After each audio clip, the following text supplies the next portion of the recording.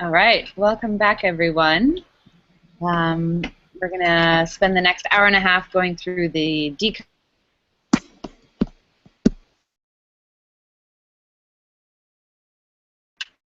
research and analysis.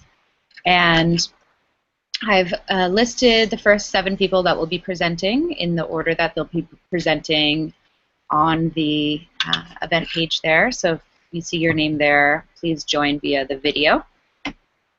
And we'll be inviting you each to screen share, and we understand that it might take a little while to get a hang of it. I know this is a new platform for a lot of you, but we'll just be patient, and if you need, you can just let us know if you want us to put up your presentation.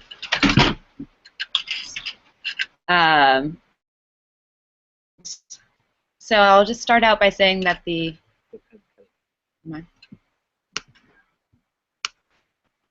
you just go to audio. I'm gonna go to audio.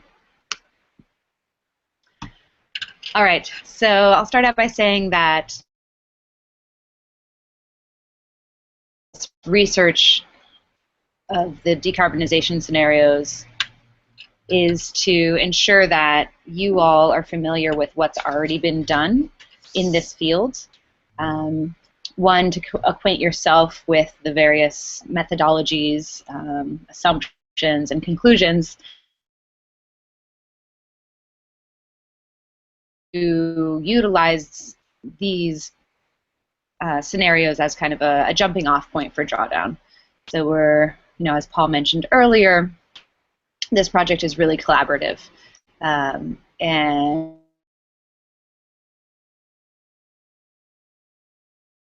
make it as accessible as possible. Can you hear me all right? You can just go through your computer. Okay. Okay, I'm going to switch computers.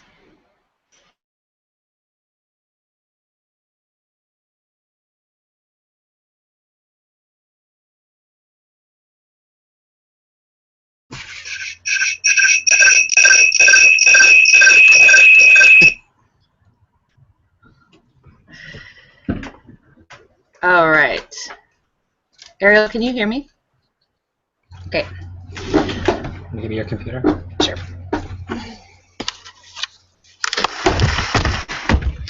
All right, so as I was saying, the goal of having us all look at these decarbonization scenarios is to acquaint ourselves with the current, basically, do a literature review of other projects similar to Project Drawdown and learn about those methodologies and assumptions and conclusions so that we can build off of it. As Paul was saying earlier, this is a very collaborative project. It's not just, Paul and Chad and I, sitting in an office somewhere deciding what solutions and what research is the best.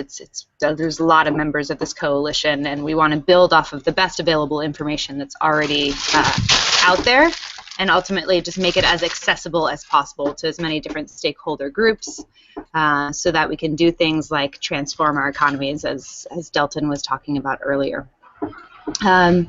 So I'm really excited to kind of learn from you. These are all scenarios that I've been researching for years, as someone really interested in climate solutions and looking at the full picture of what we're capable of doing, our full toolbox. And I think maybe we'll just start with Ariel, since you're here on the screen, and then hopefully others in that first group can join as they get access to the link and everything like that. Okay. Thanks, Ariel. So I'll do screen share. That one. Okay, so can you see the slides okay? Mm-hmm. Yeah, and if you press play or go into presentation mode, then it'll be a bit bigger. We can see all of the... Yeah, I just wanted to make sure it worked okay. Great, yeah. Okay, so the scenario that I was looking at was the Reinventing Fire report, headed by Amory Levins of the Rocky Mountain Institute, which was published in 2001. The methodology and assumptions of this report, it went off of a base case presented by the Energy Information Agency from their 2010 Energy Outlook. It focuses on the United States only, so there's very little discussion of international issues. They assume that no carbon price is going to be put in place, and overall, it seemed to me that they were trying to assume as little policy as possible, although there were some notable policy measures that they did say were needed for certain aspects of their projections. And really what they were focusing on doing was figuring out ways that reduced demand, primarily due to different kinds of efficiency gains, could be used as inputs into the electricity sector to enable a shift towards more renewables on the grid, either distributed renewables or utility scale renewables under different scenarios. They made a couple of other important assumptions. They were assuming that efficiency gains and demand reduction in the price of oil was negligible feedback between the two of those. And similarly for the price of energy, that the price of oil and the price of energy were not really interdependent. They assumed a minimal rebound effect from their efficiency gains, so most of the decrease in demand that they saw from efficiency gains they were projecting would be kept as a decrease in demand. And they also assumed a lot of cost decreases due to learning curves. So they basically assumed that most of the technologies that they were looking at would monotonically decrease in price, and they didn't look at any particular aspects of difficulty in supply chains or any of that so far as I could tell. So they broke down their solutions into 4 major sectors, which you can see sort of summarized in that graphic: the transportation sector, the electricity sector, the building sector, and the industrial sector. So most of what they were looking at in the transportation sector focused on... We're still on your slide 2. Ah, interesting. Did that fix it? Maybe take it out of presentation mode and just do it in... There you go. Yeah, now I can see it. There we go? Okay. Wonderful. Still there? Yeah, now it's back on slide 2. Weird. Okay. Okay, now slide 3 is there. Okay, so I guess we'll stick with this one.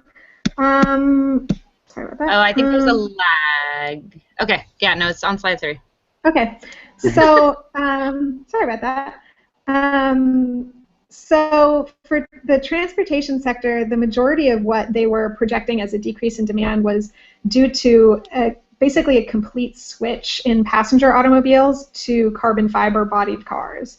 So they were projecting a significant decrease in the amount of energy that it would take to run passenger autos due to this switch, and that therefore these passenger auto fleet could be totally electrified or run on fuel cells, and that was a shift in the demand onto the grid, but also a decrease in the demand. And then for non-passenger vehicles, for trucks and airplanes, they were projecting that those could be run entirely on biofuels. For the electricity sector, again, they were looking at a scale-up of renewables, and they looked at either a distributed scenario or a utility scale scenario, in which I'll show in the next slide. For buildings, they were primarily looking at efficiency gains of various sorts. They were really interested in the concept of integrative design to look at the entire building and how the entire building would be designed as a system to get the energy demand down. And similarly, in industry, they were looking at a lot of efficiency gains and questions of cogeneration. So they weren't really looking at things in the agricultural sector as much, nor were they looking at things, for example, on the municipality scale. Some of the conclusions that they reached, they were projecting that the use of coal and oil for energy purposes could be totally eliminated by 2050, that electricity generation would end up as 80% renewable by that time. They claimed that these solutions all meet conventional targets of internal rate of return, and as I mentioned, the efficiency gains were really the key to all of their solutions. And so one of their key figures that I thought was pretty interesting was their projection of 4 different cases operations on the grid, where their maintain case is basically business as usual. Their migrate case starts talking about if you applied emissions targets and really scaled up CCS and nuclear. The renew case is one that relies on solar farms and wind farms, utility scale renewables. And then in the transform case, they go all the way to micro wind, microgrids, a lot of rooftop solar, using the electric vehicles as a storage reservoir, and that sort of thing. And you can see this sort of teal color that's on the top of the waves is everything that's gained through efficiency. So really a lot of what they're aiming to do is to demonstrate that the efficiency gains can make it so that you don't have to supply as much with the renewables, and that makes it more feasible to install them. So some of the things that I thought we could learn from their report, the first is that interactions between the different solutions are key, because they were looking at ways that a change in one sector could enable a change in another sector. I thought that was a really intriguing idea and an important one to carry forward. Definitely many of their sectors benefited from efficiency or design improvements rather than necessarily a big technological change. A lot of what they were claiming, again, similarly to I think what we're trying to do, is that the technologies, that they didn't assume a lot of major technological changes. And indeed, the thing that seemed like the biggest technological change to me was this claim about the carbon body cars that seemed relatively untested in the market. And then about the communication, I thought that the question of sound nomenclature and framing is important to make the results really accessible and clear. So this was one of their key graphics, also about the 4 different electricity cases that they were talking about. And to my eye, the visual nomenclature is a little bit cluttered, and I thought that the names were not that communicative. Just to say migrate was not versus renew, it was not really clear to me immediately what they were talking about. However, the way that they organized the different sectors, I thought was really clear, where they would have the executive summary and then a nice little infographic with what the major steps that they were saying were important were for each. Oh, sorry. For each of the sectors. So I thought that was very clear, and made it very easy to find different parts of different. Made it easy to find information based on what you were interested in.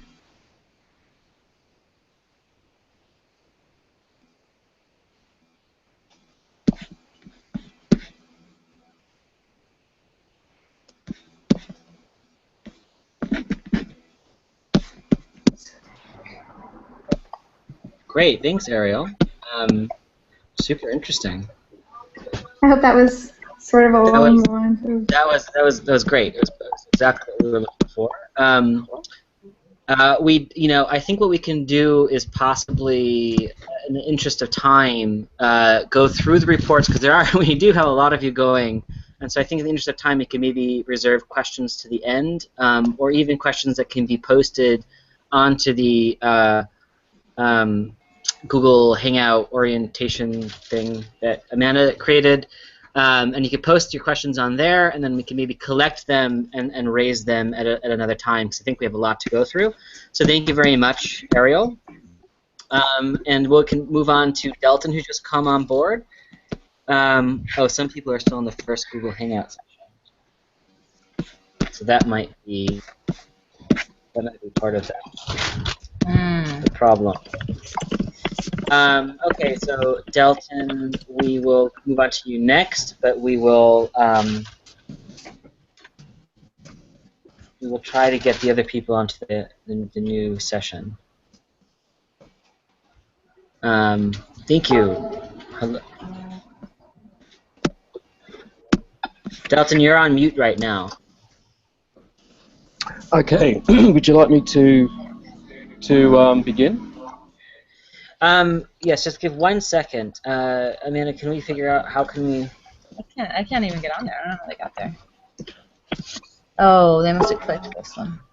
Okay. I see. Yeah, that was a great first presentation. Okay, so let's move on forward with Delton. These are all being recorded as well, so we can certainly review them if anyone's on the other session. Okay, Delton, thank you. If you can share your screen, that would be great, and we can start. We can move on to you. Okay, hello. Yeah. Hi. Now I missed the earlier presentation, so could you just quickly fill me in what I'm supposed to do exactly? We sent you. You have your PowerPoint presentation, correct? And yes. it's loaded. And so if you go to the right screen, that's how we do share screen. So green screen. This one. Okay. Right. So if you go to the left of your screen. screen, there's like a little toolbox will appear. The second one is a green arrow. It says screen share. If you click on that, your PowerPoint presentation should come up, right? And it should come up so that we can see. I think I can see it. Okay, there I clicked on it. Yes, we see methodology. Great. Okay, great. So can I slide through it, or do you do that? Yes. No, you would do that. Okay, I just arrow watching. Down. Okay. Yeah. I did a review of the Worldwatch Renewable Revolution report, and it is a scenario for deep decarbonisation by 2030. Well, it's actually not quite deep decarbonisation, but by 2050, the scenario would eventually decarbonise the economy. So the analysis only goes to 2030. They use a top-down backcasting method, and the target of 13.8 gigatons I actually got off your spreadsheet, but it's 52% below 2007 levels of emissions. And on the PowerPoint, you can see a chart there with an arrow. This chart actually comes from a scientific paper I found off the internet comparing, looks like about 10 different scenarios. And it's quite nice because it shows clearly that the Worldwatch scenario is one of the more ambitious. There's not much more I can say to add to that, other than this is a relative perspective on the level of ambition. So if I click, will it just progress to the next slide? I've slided down with the... I'm having a little bit of trouble. Just have to advance the slide. Perhaps. Sorry, I just want to advance the slide. But... Beg your pardon? Acrobat. Can you repeat that? You just go to the application in Adobe on Acrobat. Your arrows on the top, and just click the down arrow. Okay. On the top, I don't see anything to advance it, but there's no up and button or down anything. arrow, and it says 2 of 6. There are 2 arrows beside the number, the page. Okay, at the top of the screen or the bottom of the screen? Sorry. At the top of Acrobat, there's a lot of different little icons. Okay, I'm still in Chrome. I'm not in Acrobat. Okay, yeah. Head on over to Acrobat. PDF. Okay, it's not really. Oh, I see. It's hidden away. I think there's something hidden on the left. Screen share. No. Oh, okay. It's some reasons it's hidden. Because I don't have the full screen. Okay.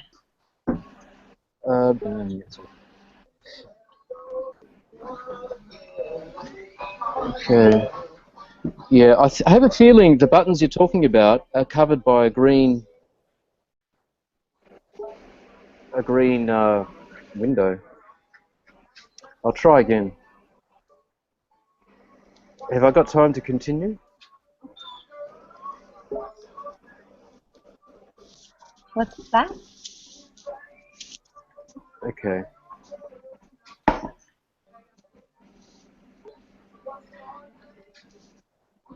Yeah, it's doing the same thing. I just can't get to the buttons because they're blocked. All right, we'll maybe have someone else go ahead, and then we'll load your presentation, and we'll share it for you. Thanks.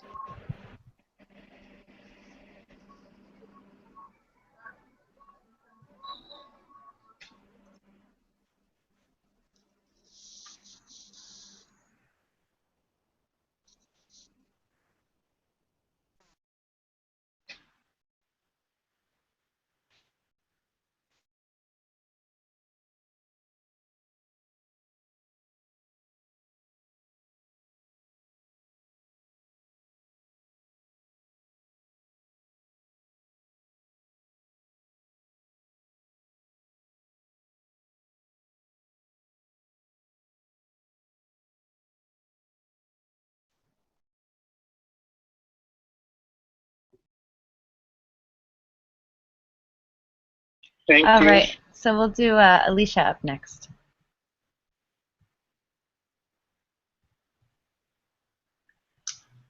Hi there. Could I ask, Amanda or Chad, could one of you show the presentation so that I can look at my notes as I go along? Yeah, definitely. And I'll just tell you when to to go to the next slide. Excuse me. Okay, so when it's start us off with an introduction, and we'll load it while you're speaking. Okay, so as I mentioned earlier, I was asked to review the Stabilization Wedges paper, which again, I'll give the caveat that my background is not in climate change, it's in public health, but I had heard of this paper, and so it was good for me to get acquainted with it. So the full title, Stabilization Wedges, Solving a Climate Problem for the Next 50 Years with Current Technologies, and this is by Pacala and Socolow, and it was published in Science in 2004. Do you have it up? 1 second. Okay. Well, that's okay. So I'll just I'm going to slide 2. The assumptions here, they state clearly that, you know, according to their estimations, humanity can solve carbon and climate problem in the first half of this century simply by scaling up what we already know how to do. And so the first figure that's included in my slides is it basically shows the emissions, historical emissions, and then projected emissions up to from 1950 and up until about 2054, and they have basically like idealized what the path would be for emissions on a business as usual trajectory.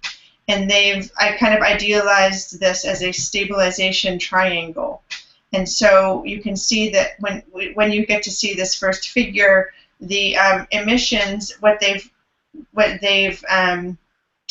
basically proposing is to think of this as stabilizing immediately today and what that would look like. And then after 2054, which was 50 years after the article was published, that the emissions would need to be drawn down, and they state that that would require revolutionary technologies and, you know, heavy investment in R&D.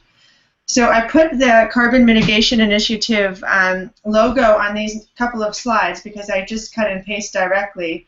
And Paul mentioned CMI earlier today. This is a group at Princeton University that is partnering with BP, which is formerly British Petroleum. And so this research came out of that group, and they've since been updating the research or building upon it. And so if you're interested, you can go to their website and learn more. So I'm now, do you want me to stop or continue on? Because I'm now going to go to the next one. Or do you want me to just share my screen?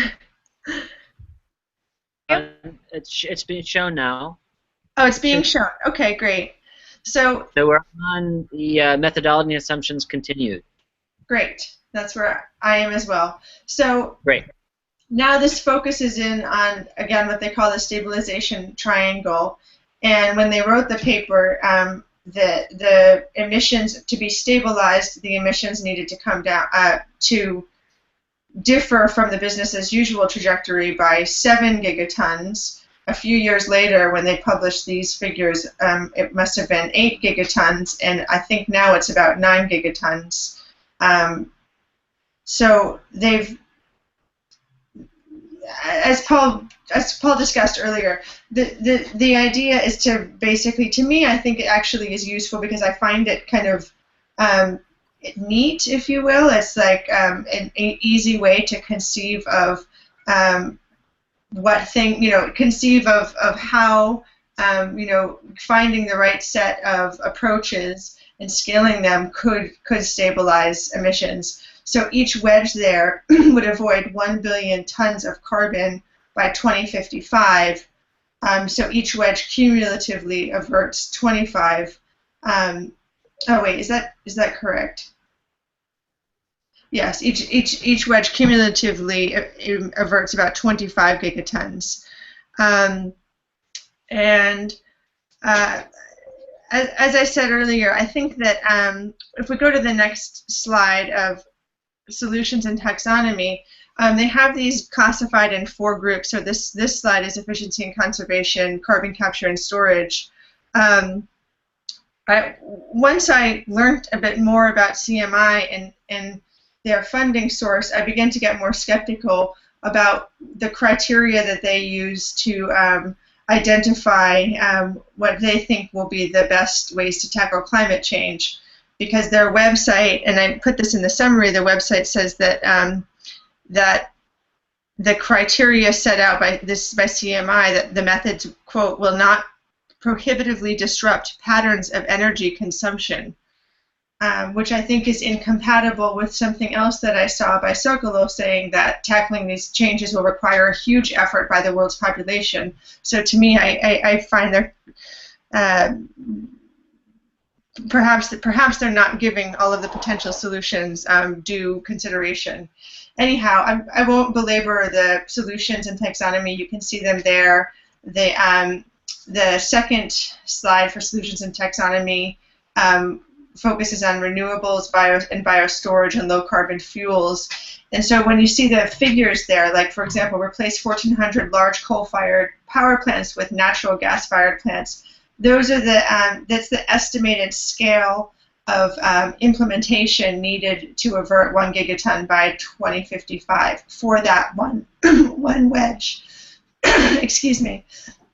So they have presented 15 wedges, and they say that some people will dismiss some because they think that those will occur anyhow under business as usual. Some people might dismiss some because they don't believe that the technology is ready. But again, we need, or according to their approach, it is needed to have 8 or 9 of these solutions scaled up to these levels. And if you are interested, I pasted into the presentation. I think will be shared these on the CMI website. There are a lot of good resources, and one of them that I think is a good at-a-glance for this, but it was too detailed to put into my slide set, was published by National Geographic. So that link is in the notes section of this particular slide. And the conclusions are that in order to avoid a doubling of atmospheric carbon dioxide, we need to rapidly deploy low-carbon energy technologies or enhance natural sinks, that we already have an adequate portfolio of technologies to make large cuts in emissions, that no one technology can do the job, and that every wedge has associated impacts and costs. Paul's point is well taken that this is a very top-down approach. That said, I find that the second bullet, if conveyed to the right policymakers and very specific recommendations are made and supported, I think it could be impactful. I think that, what can we learn? So for me, as a newcomer to the relative newcomer to the climate field, I'd say that I find this approach kind of makes climate solutions seem more feasible and achievable. They state that a lot of R&D for these revolutionary technologies is needed urgently, and so urgency is a theme throughout the paper. And of course, they've overlooked slowing population growth as a solution. And a colleague, the co-founder of my project at Cal, Malcolm Potts, wrote a paper in this back in 2010, if you're interested. The last thing I'll say is just that sort of one of the premier papers on population and emissions is by O'Neill and et al. And they found that alternative population growth paths could lead to changes in global emissions by about 15% by 2050. So I calculated that to be a little more than one wedge, and 40 to 60% by 2100. And of course, the biggest impacts from slowing population growth will be in the high-emitting countries like the US and China and Brazil that also have high rates of unintended pregnancies and large overall populations. So I think that's it. Thank you. Thank you. All right, thanks. Thanks for going deep on that and jumping into something that you're not as familiar with. It's really good to learn from that report. It's one of the more popular ones that so it's an important one to build from. Thank you. Yeah, well, and just to interject real quickly,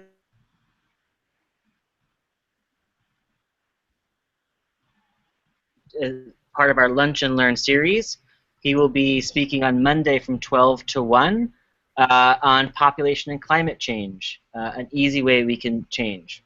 Yeah. Yeah. Yeah, so we're all looking forward.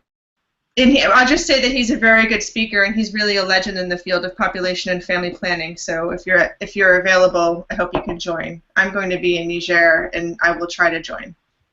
Yeah, wonderful. My mom has always worked in public health and population, and Malcolm Potts is her hero. So I've been hearing about him for a long time. We're very fortunate to have him joining us. Excellent. So I think we'll move on to Raihan. Mohammad is having some technical difficulties, but hopefully we'll be able to join with his iPad soon. And so we'll move on to him after Raihan, and then we will go on to Ariel after that. And if you could try to keep it to about 5 minutes or so, your presentation, and that way we can squeeze everyone in. And also we'll be taking a little 5-minute break in about half an hour, so everyone knows. And Raihan's doing, which one? Jacobson. So it is Raihan, are you doing the Jacobson and Delucchi? Yes, I can start my presentation. And please make available the slides. Yeah, Chad is sharing those now.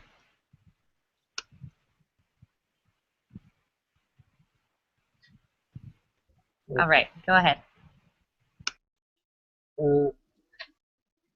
Actually, I was.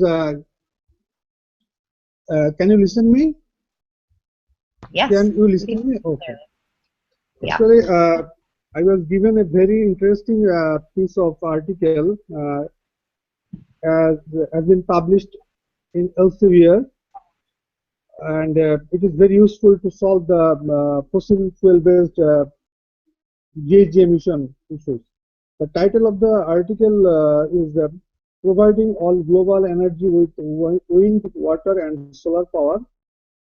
And this article is divided into two separate sections or part, as we say. In part 1, which I was given, that is technologies, energy, resources, quantities, and areas of infrastructure and materials as a required to provide global energy with wind, water, and solar power systems. And the part 2 deals with the economical and commercial aspects to implement this concept. And while reviewing this article, I found that the basic approach of this research is what should I say? That is it is definitely an output of rigorous literature review.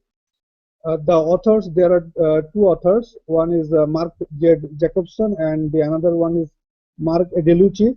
They have conducted comprehensive literature review, I must say. And another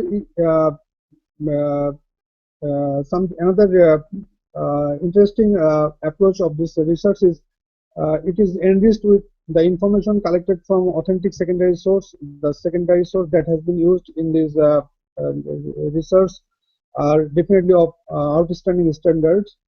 And then authors have found to have significant command over their subject matter. It is not that they are not that much familiar with that subject matter, but in this research we have found that the authors are very much within their specialization of this field. And then the technical analysis, in case of technical analysis, they have used some very reputed and advanced quality software. So this is the basic approach. And please, next slides. And in case of assumptions, there are a number of assumptions in this research work. Number one is the water, wind, and solar energy has the potentiality to replace the fossil fuel. This is the prime and the most important assumptions of this research work. And then definitely comes the issue with the energy supply side, and then emphasis to demand side energy conservation.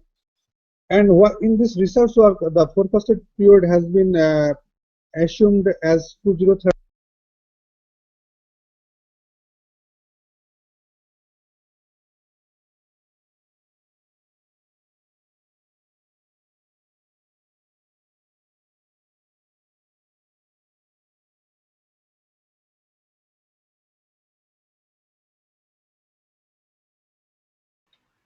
Hi, Raihan. You seem to have gone on to mute. If you can unmute yourself, please.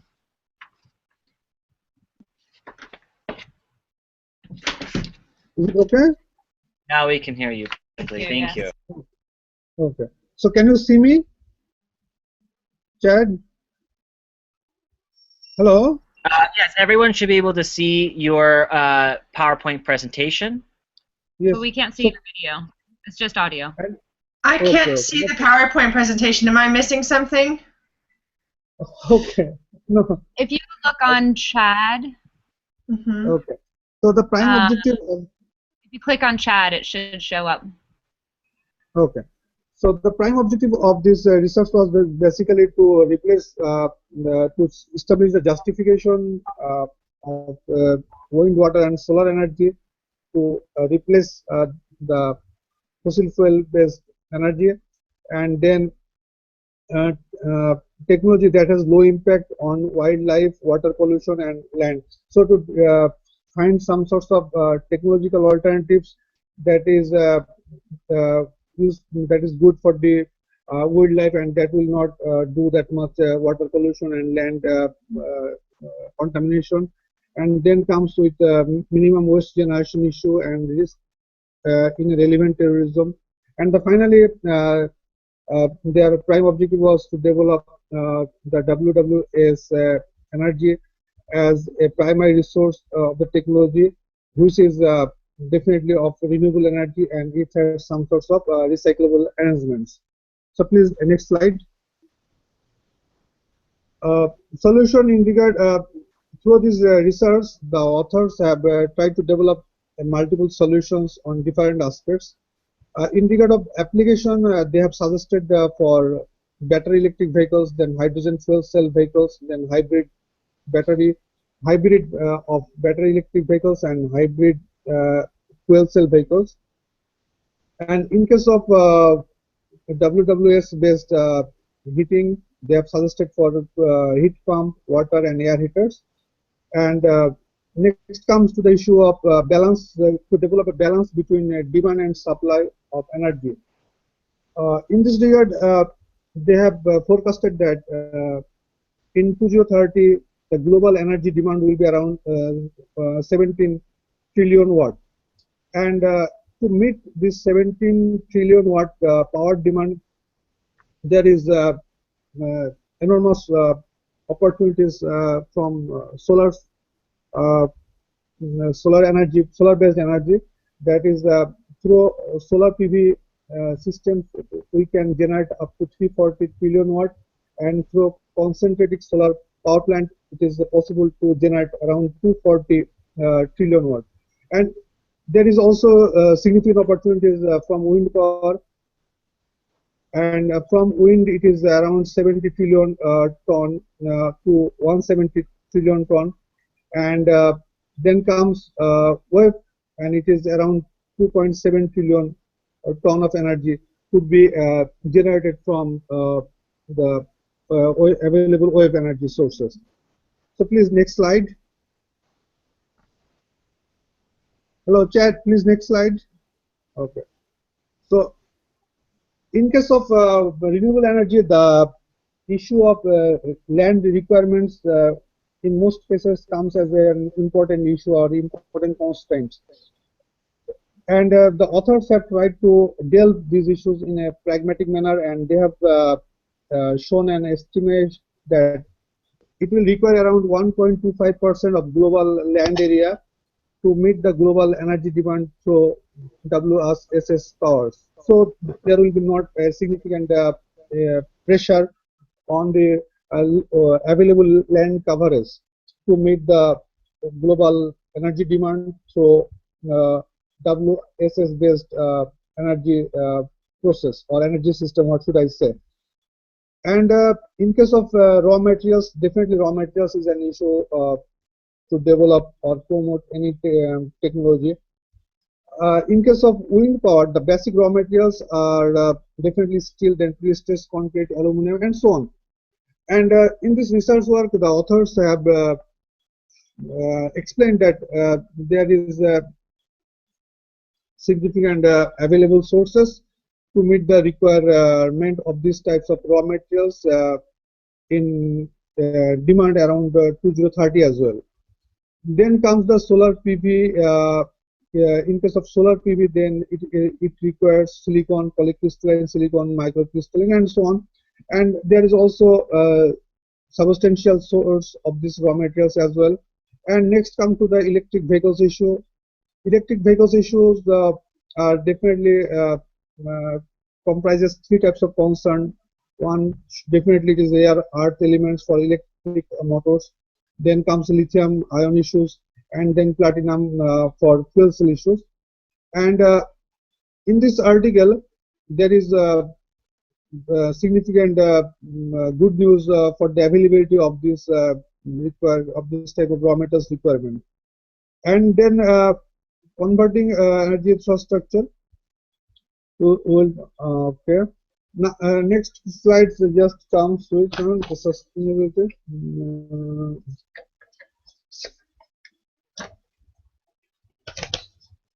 Then, in conclusion, it can be said that it is possible to replace the fossil fuel-based energy for WSS-based energy by 2013, and by promoting this WSS energy, even the global energy demand could be reduced around 30%. So it is a significant achievement. And in case of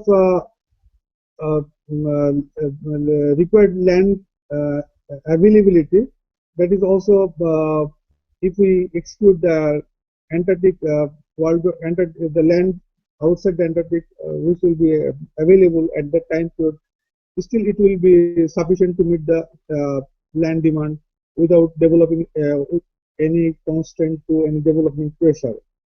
And then in case of spacing area, that is the same, and there will be no impacts on agriculture or ranching or even the available open spaces.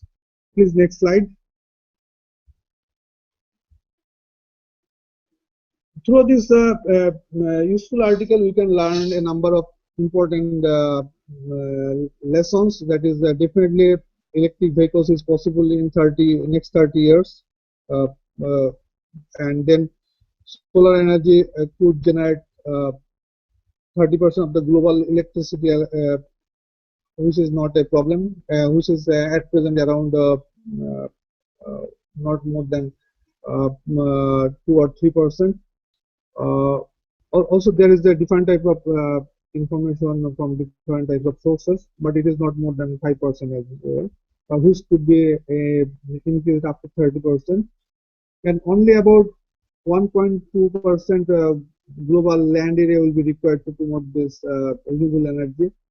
And definitely the research is very much consistent with the mission and vision of Drawdown. That is to promote the renewable energy and reduce the greenhouse gas emission and develop the sustainability of the globe.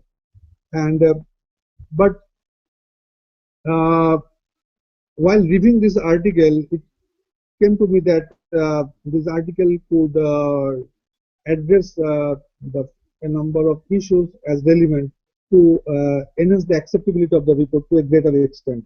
In this regard, I must say that is the environmental and health safety aspects of the renewable energy, because although we are very much in a position to support renewable energy, and definitely it is less polluting, less hazardous, and less emitting, but still there is some issues to consider, like in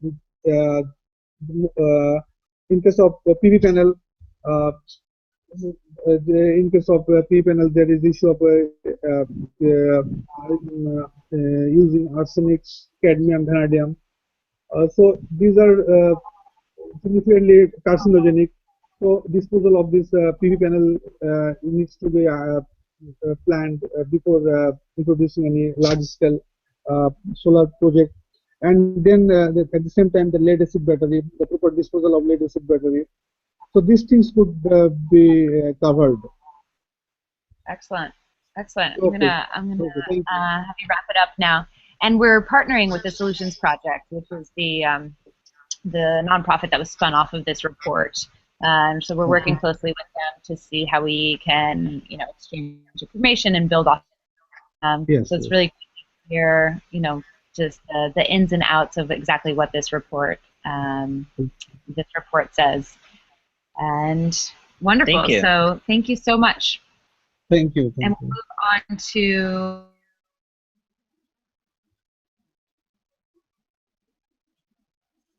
and we can go to Dattakiran. Okay, so we'll move on to Dattakiran. And I'll bring up your presentation. So if you can just continue, remember everybody to click on my profile, and you'll be able to see from there.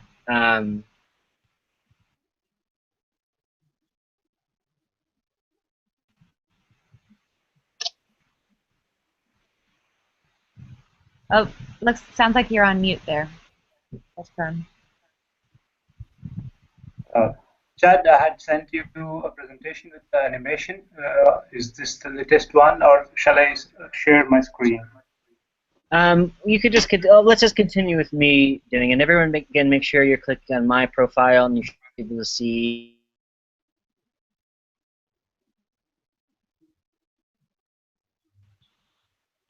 You can start now.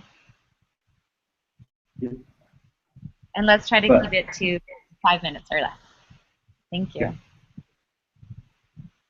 I've been asked to review the Global Energy Assessment, the GEA, which is one of the most comprehensive, fully integrated global assessment of energy systems. This one seeks to examine the major global challenges and the linkages to energy, technologies, and the resources available to future energy systems. And also, what are the policies and the measures that are required for the sustainable energy future. So this is a quite a comprehensive work that which involved about 500 plus scientists and policymakers from 5 continents, and the report was of 25 chapters, which was published in 2012.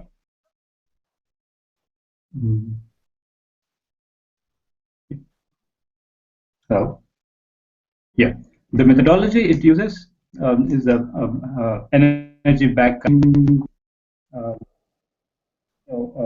Basically, it defines the amount of reductions that of CO2 emissions that must be achieved by 2050, and then traces different scenarios and different pathways for each scenario, how to reach that particular reduction by 2050 for 2050 and also for the long term.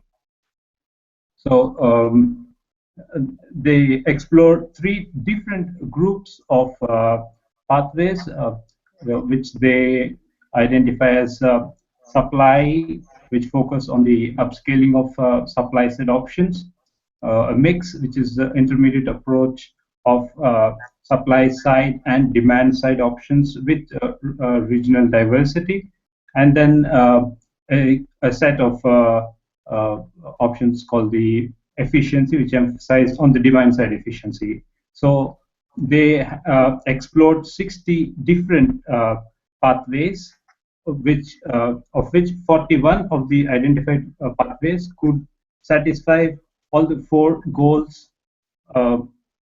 defined. So the solutions, the pathways encompass 11 world regions grouped into 5 GA regions in energy sectors, which includes both the supply side and the demand side. So I'm not sure if you could see my slide on the solutions. So this picture shows the development of primary energy with 3 different illustrative GA pathways for the efficiency, for the mix, and the supply, but both for 2030 and 2050. Hello? Yeah, we can hear you, and we're on the solution slide now. Hello? Yeah. So great. Some of the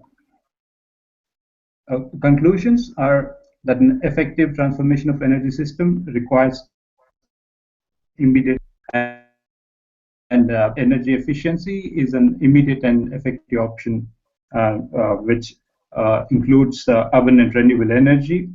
And a major challenge in fossil fuel energy systems is required. So what they've done is, using an integrated assessment modeling, they define 3 different sets of pathways, and where the user can play with the different options and arrive at which of the pathways would meet all the 4 defined goals.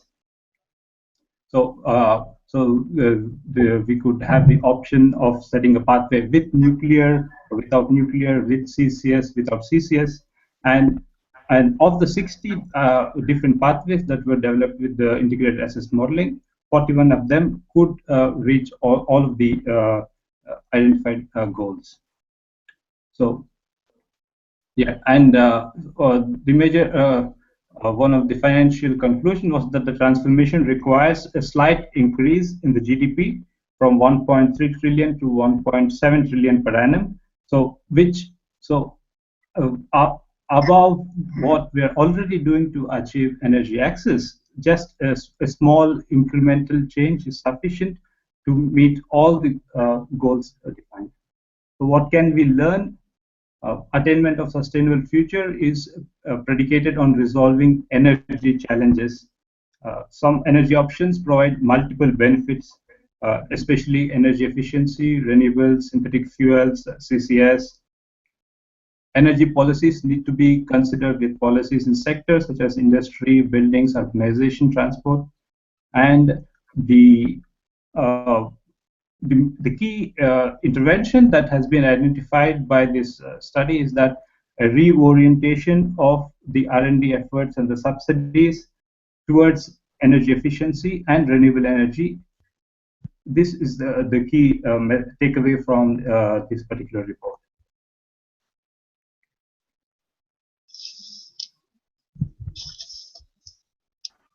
Excellent. Thank you so much. Do one more. Do one more. Okay. Yeah, so we're going to do one more presentation and then we'll take a break. So we'll move on to KG. Why don't we go with you? All right, can y'all hear me? Yeah. Okay, I'm actually gonna take out these headphones on like the last. How about now? Can y'all still hear me? It's a little noisy. It's like a little squeaky. Okay, let me stick with the headphones then.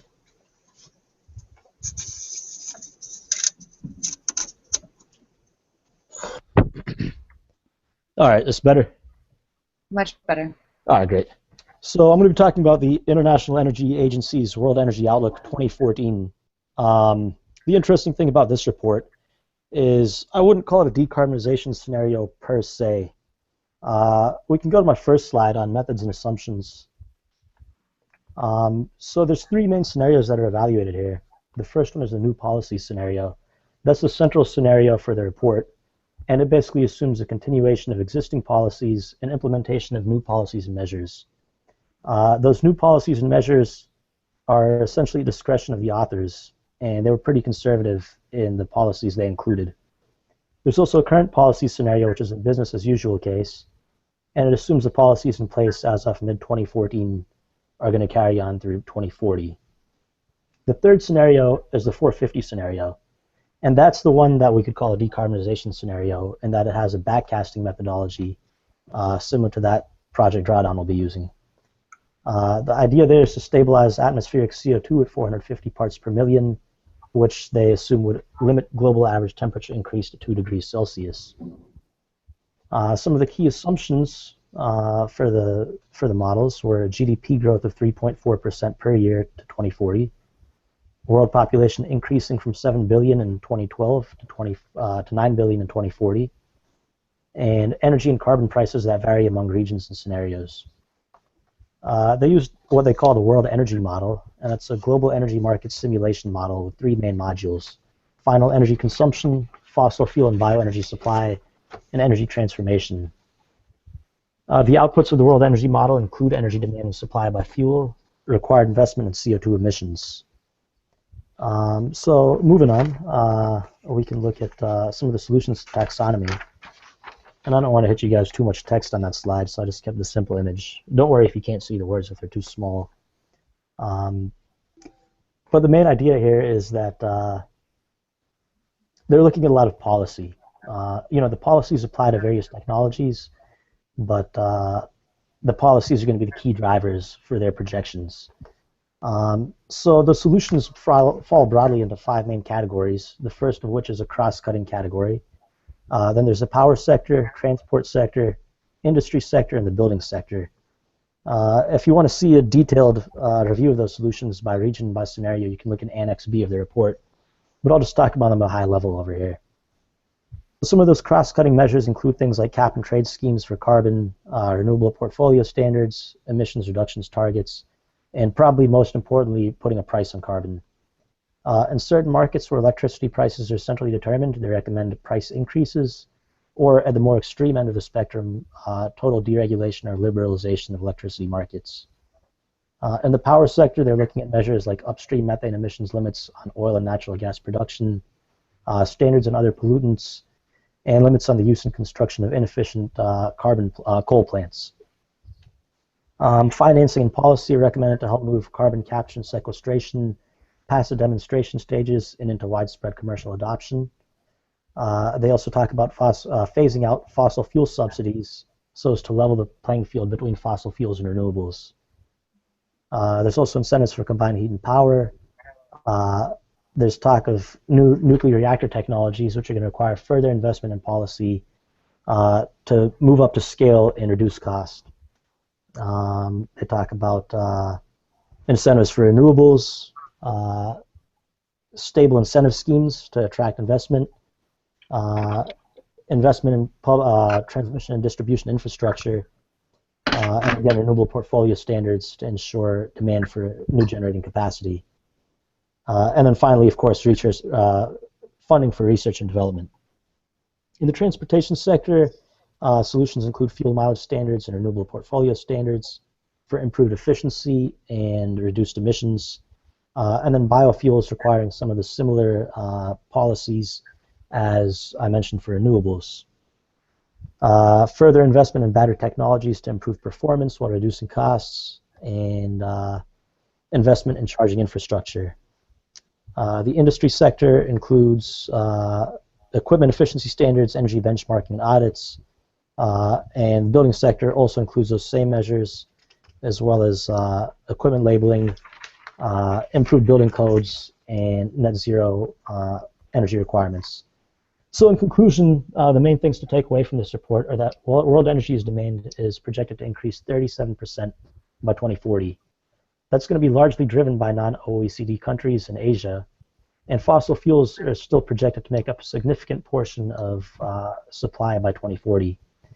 That under those assumptions, we're looking at a 20% increase in CO2 emissions and a 3.6 degree Celsius average global temperature increase, which is well beyond the 2 degrees Celsius assumed for stabilization. So policy investment are going to be critical to achieving the targets, and that's going to have to come in the fields of renewables, efficiency, possibly nuclear, and a phasing out of fossil fuel subsidies. So what we can learn from this is Project Drawdown has a very comprehensive list of solutions. A lot of those solutions weren't included in this report because this report focuses exclusively on energy. At the same time, it's important not to overstate the value of yet unproven technologies. It's also good that Project Drawdown is working towards a target similar to the 450 scenario. It provides vision and direction as we move forward with our work. And the team brings a really strong technical understanding.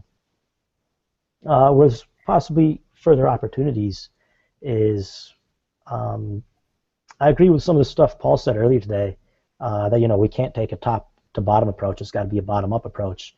But at the same time, there is a lot of political inertia, and a lot of that comes from financial considerations. So prioritizing financial analysis could really help overcome some of that political inertia.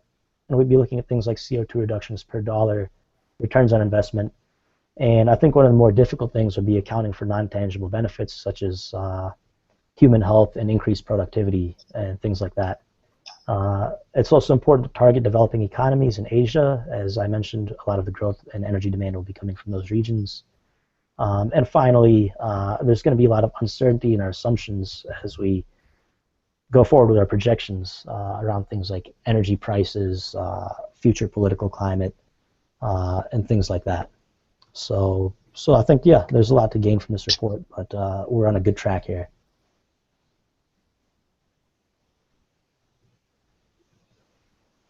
Great. Thank you. Thank you. We'll go ahead and take our 5-minute break now.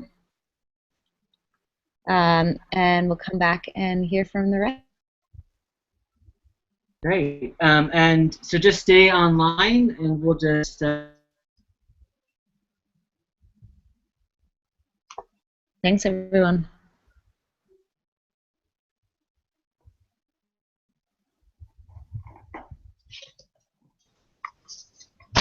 It's 5 minutes, right? Yeah, 5 minutes. Right on. Should the next group of presenters come online and we should vacate the spots? Yes, thank you for that reminder. Yes, those who have already presented, if you could start watching via the event site, and then. Wait, Amanda, can you remind us how to get back to that event site? Sure, I can put it. if you have that open here. Or you can go to the old one this morning. Okay, so it's from in an email. Okay, very good. I will open that up and close this one. Okay. Excellent. Thanks, everyone.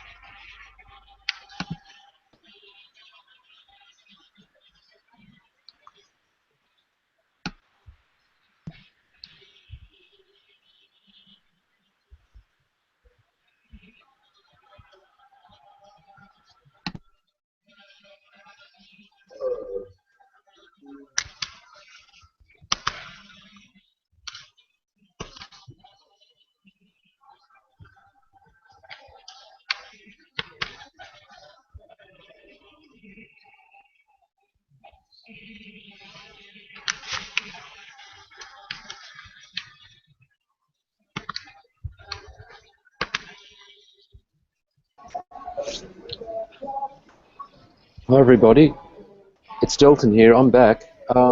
If you want me to do the presentation, I think I can do it because I had a problem with maximizing the window, but I solved that problem. Excellent. I'll add. So I think it'll work. Let's continue this break for a couple more minutes, and then I'll add you to the lineup here. I'll add you. We'll just have you go first here, before Ruth.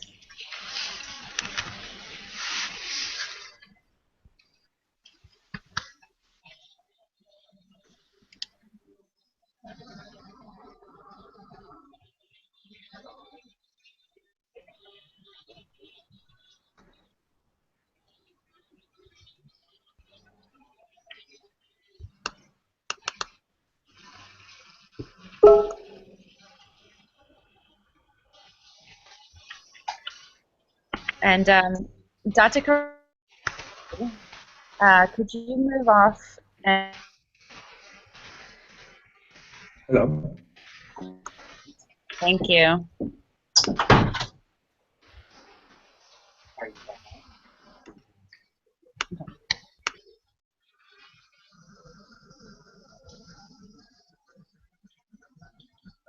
Amanda, I couldn't get what you said last. Oh, I was just wondering if you could exit this and go over to the events page and watch from there, and that way we can make room for those that need to present now. And Raihan, if you could do the same, that'd be lovely. Thank you.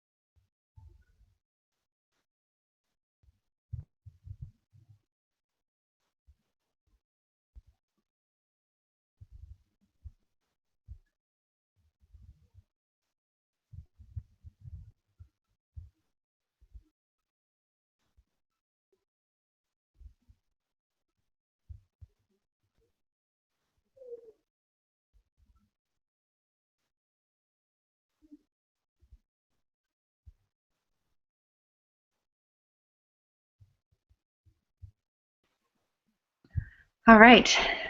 Thanks, everyone, and thanks for the switch over here. We're going to kick it off with Delton again, and then from there we'll move on to Ruth, and then George, and then Amresh. All right, Delton. Hello again. I'll just apologise for the technical problem. I still have it, actually. Oh no. Is it possible for Chad to display it? Because I thought I'd solved it, but it's not going to let me. Yeah. So Chad, can you upload it? You've got it there. Fantastic. Yeah. Okay. This is the Worldwatch Renewable Revolution report. We could just go to the next slide. Please, Chad. I already spoke about this. The Worldwatch have adopted an optimistic a backcasting scenario to decarbonise to stay under 2 degrees Celsius of warming. So that's kind of self-explanatory. So we could go to the next slide. Thanks, Chad. Their assumptions are quite bold. What they're saying is that the world will actually peak in its energy demand. By 2030, they're suggesting it would be possible to keep our energy demand, primary energy demand, to the level that the world consumed in 2007. And so this is quite different to what the previous speaker was talking about with the IEA report. I think they projected 37% increase in energy demand by 2040, something similar to that. And this approach helps the Worldwatch arrive at their this scenario, because obviously if energy demand isn't as much, finding clean renewable energy isn't so difficult. And I have a problem with this. I struggle with it because I ask the question, what's going to drive energy demand? Is it going to be economic growth, which is projected to double by 2050, or is there another factor that can, in fact, reduce our energy intensity of the economy that dramatically? I don't have the answer. They didn't provide one either. But they suggested it would be possible with a combination of renewable energy and energy efficiency. So their thesis is that by combining the two together, there will be massive energy savings by electrification, rather than using combustion engines, etc.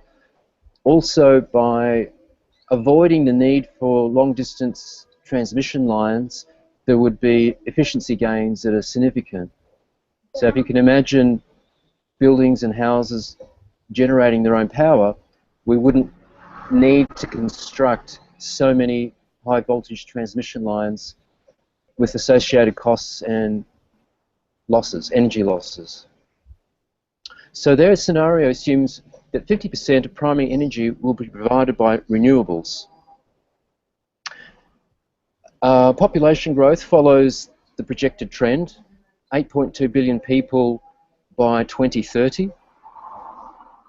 Another important feature of their scenario is that they assume that we can do away with extra nuclear, coal, and carbon capture and storage. So their scenario is, in some respects, also an environmental and security scenario, because they want to consider a future where we don't rely on nuclear power, which brings security risks in terms of how do we store the waste, and well, I needn't go into that topic. Coal was the same story. They foresee a reduction in coal dependency. So there's the statistics. Reduction rates of minus 6.8% per year of emissions intensity, and I think that is not there's no historical precedent for that rate of decarbonisation. I'm not sure about the rate of decarbonisation, energy intensity reduction. I assume that's also relatively extreme. So Chad, we could go to the next slide. Great. We only have a minute or so left. If you could just hit on the big themes here, and then everyone will have access to your slides. Thank you. Okay. The solutions and taxonomy. Well, it's represented very strongly by renewable energies, maintaining a similar proportion of gas, but a strong reduction in coal and a reduction in oil dependency. And one of the solutions they provide is a smart decentralized electricity grid. And I think this is where the future is supposed to go, according to people like Jeremy Rifkin, the third industrial revolution, where we have an intelligent grid that can manage load leveling and absorb all the micro power generation. Also using vehicles and battery storage connected to the grid. So you could go to the next slide, please, Chad. Conclusions. A major energy transition is needed. They claim that economic models underestimate the potential for energy conservation and improved efficiency. They also acknowledge that policy is critical to decarbonising the economy, although they don't actually provide any socio-economic policies as such. And on the last note, they mention, well actually they do, they mention a list of policy options, but they don't describe how they would actually work other than listing the well-known options. So that's all really I have to say on this report. It's ambitious, and it would be great if we could achieve such a decarbonisation, it doesn't appear to be supported by deep research. For example, they don't explain or discuss if there will be resource limitations for lithium and what kind of technological revolutions would need to be made. So I think I could just end it there. The other speakers have mentioned these learning points as well, so there's nothing exceptionally new in this report. Thank you so much for taking the time. Thanks, Amanda.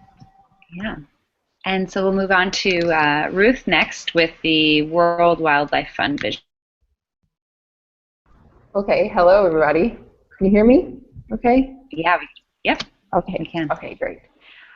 So actually, before I get started on the World Wildlife Fund's vision, I just wanted to mention for a second that I was actually an undergrad at Princeton with Pacala as my thesis advisor shortly after they wrote the Wedges piece, and I think it's very important in considering this. What?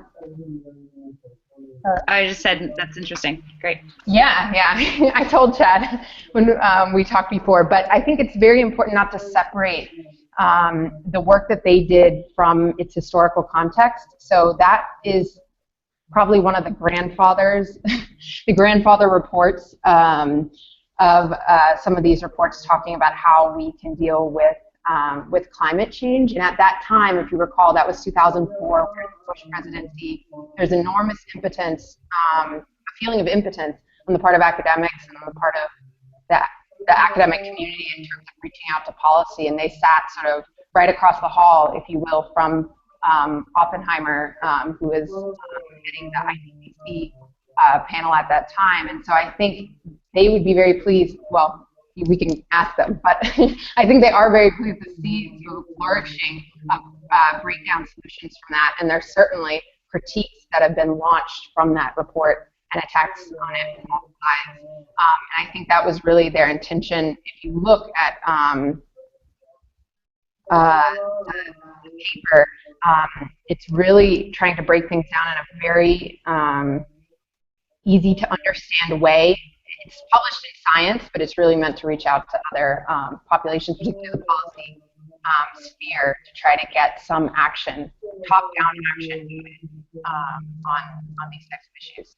So with that, I'll move to World Wildlife Fund's vision for 2050, which is heavily based off of Karan and Socolow's work. The World Wildlife Fund did this in 2007, and also heavily critiques the Pacala Socolow work, as you'll see in my presentation. So let's see. I see you guys have it up.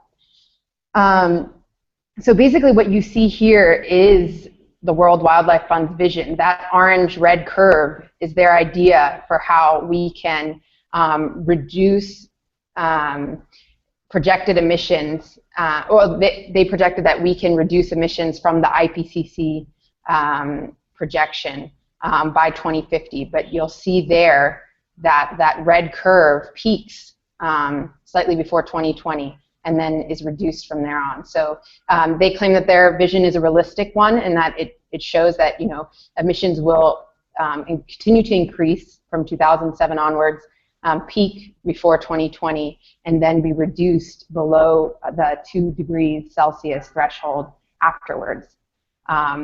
To meet the range, that brown color is sort of the safety range before we hit the 2 degrees Celsius threshold. So if you go on to the next slide, Chad. The central question of that report was, can we shift with the sustainable energy resources and technologies available today? So they said technologies that are already commercially viable in 2007 to meet the projected doubling of global energy demand that we'll have in 2050 and avoid dangerous climate change. And if you head to the next slide, you'll see that some of their components of their model were that the model is technological. It's a technological one. So In that, I think it may be somewhat influenced by Pacala and Socolow, in that they didn't want to get in, but also departing from their original Wedges theory, in that they really didn't want to get into the economic feasibility or the political viability yet, but just to look at what are the technologies we have on the table, and whether it's actually even possible to meet that goal by 2050. And so they adapt the Wedges theory to achieve reductions, and thereby throw out this idea of stabilization. They say we really need to reduce. And then they use the Monte Carlo risk approach to provide these different ranges of scenarios that ultimately form their wedges.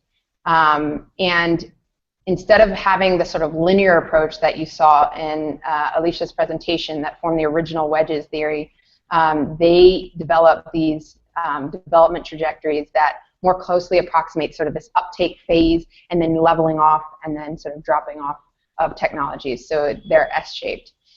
And they also critique the Pacala-Socolow wedges because of their top-down positioning, and they say that they combine this top-down approach of reducing from the IPCC energy projection with this bottom-up approach of building wedges of feasible technologies that actually overshoot the IPCC projection, thereby giving their approach some resilience. Their assumptions, the 2050 population will be 9 billion. They'll all have a decent standard, well, a standard of living, OECD standard of living. They will reach a target that meets the 2 degrees Celsius goal, but that peaks earlier, and then they assume that there'll be absorption by the oceans and by other natural, by the atmosphere. And then they create this range in their carbon budget that is heavily dependent on land use emissions. So they frame it within this range of land use emissions that helps them form their carbon budget. They only consider CO2. They assume other gases will behave similarly, and they assume that some sectors will continue to demand fossil fuels, so sectors like aviation and some industrial uses. So if we move on here, then they group their, they originally considered 25 different technologies that they say have been proven, and then they group them into technologies that definitely have benefits up there at the top in sort of orange yellow, that outweigh their disbenefits, and there you have things like energy efficiency, and you can see the other ones there. Then they have technologies that are in the middle that are still beneficial, and then they include 3 technologies that they essentially cast out from the viable solutions, including nuclear and what they deem unsustainable biomass and hydro. Head to the next. Oh yeah, so before I head to conclusions, they came up with 6 solutions that they said were the solutions they recommend going forward, and those are energy efficiency, stopping forest loss, the concurrent growth of a host of low emissions technologies, flexible fuels and infrastructure like hydrogen, and then using natural gas as a bridging fuel, and then carbon capture and storage. And they sort of, like the Pacala and Socolow wedges theory, have this theme of urgency, and that this effort should be a global one and that of leadership. So basically their conclusions are simple in that they basically say it's 90% possible to meet this target, but to do that we have to curb land use emissions, which sort of falls in the backdrop of their analysis and is sort of sidelined once again, as in many analyses of the time of how to reduce climate change emissions. If we don't do that, it's only 35% possible, and we have to start to deploy these technological strategies within the 2007 to 2012 timeframe. And so we could arguably say that hasn't been done. And if you go to the last slide, you'll see that I think there is a lot that Drawdown can take away from this report. It's very clearly written, and I think they did a great job of communicating their analysis. The one thing would be this confusing time frame terminology where they always project 5 or 10 years into the future as opposed to giving actual years. That may be very clever because you get the reader to consider it from their time frame, but it's also very confusing.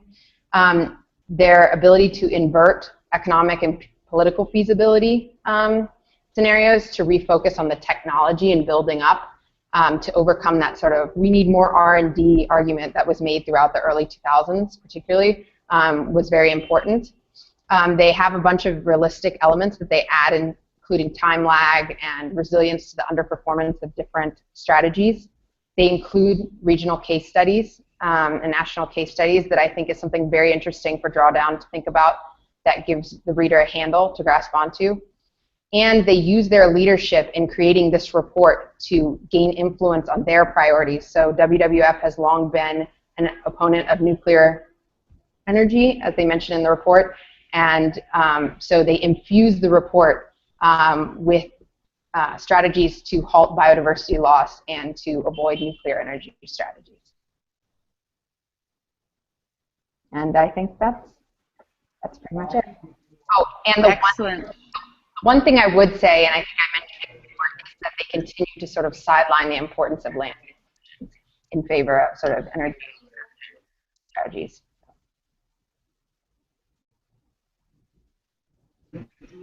Yeah, really interesting.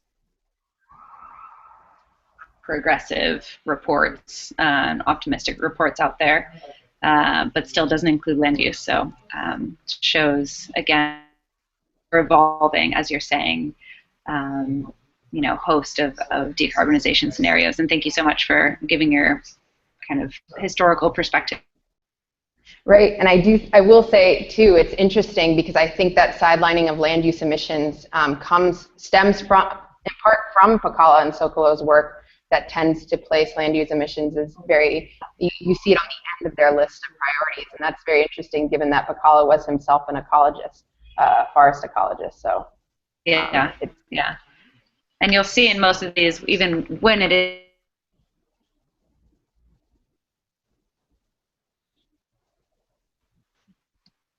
I'm cutting out. Okay, sorry. Okay, we're gonna move.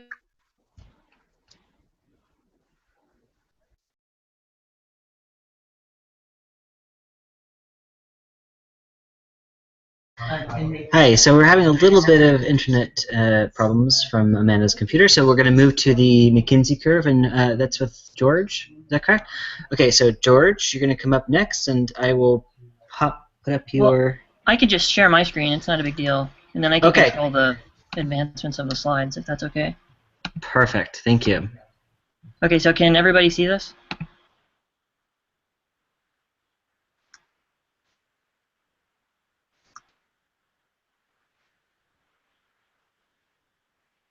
Can everybody see my screen okay? Yes, yes, we can. Oh, wait, actually.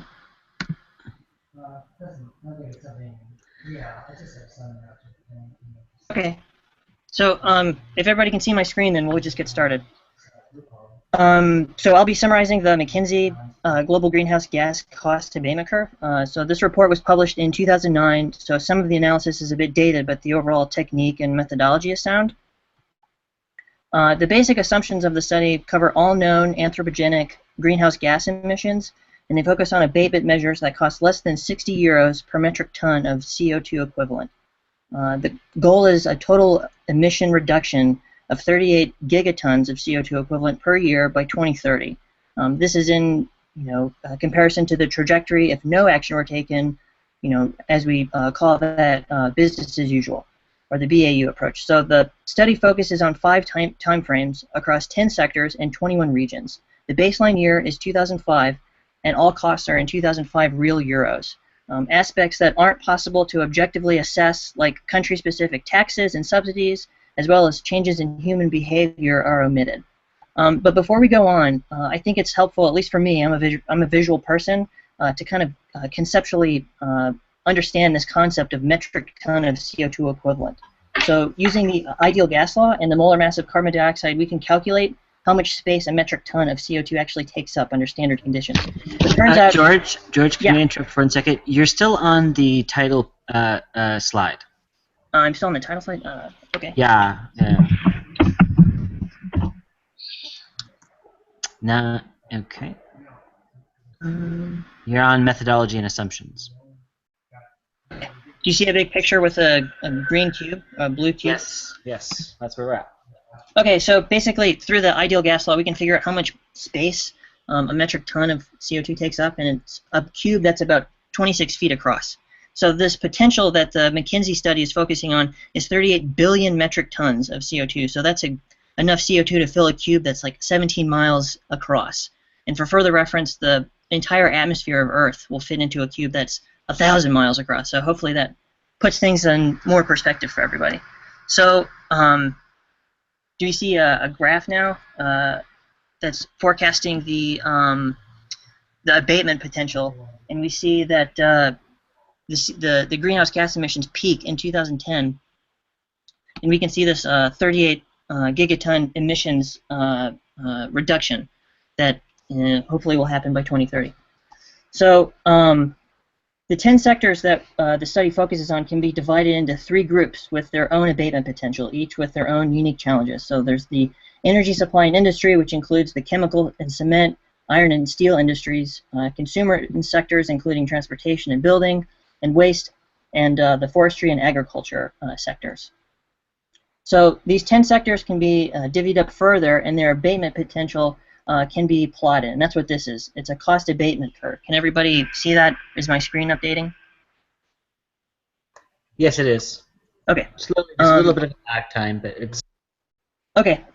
So that's what you're looking at here. So each bar on this graph is a specific abatement solution, and the width of each bar is the abatement potential, and the height of each bar is the cost. So in other words, the cost of avoiding 1 metric ton of CO2 equivalent through that opportunity. So negative costs correspond to a net economic gain. They basically pay for themselves. The costs are in 2005 real euros, and they're weighted averages across all sectors and years. The order of solutions is from cheapest to most expensive, and assumes aggressive global action be taken starting in 2010, which unfortunately was 5 years ago. So the same idea can be applied when plotting capital intensity, which is what this next graph is.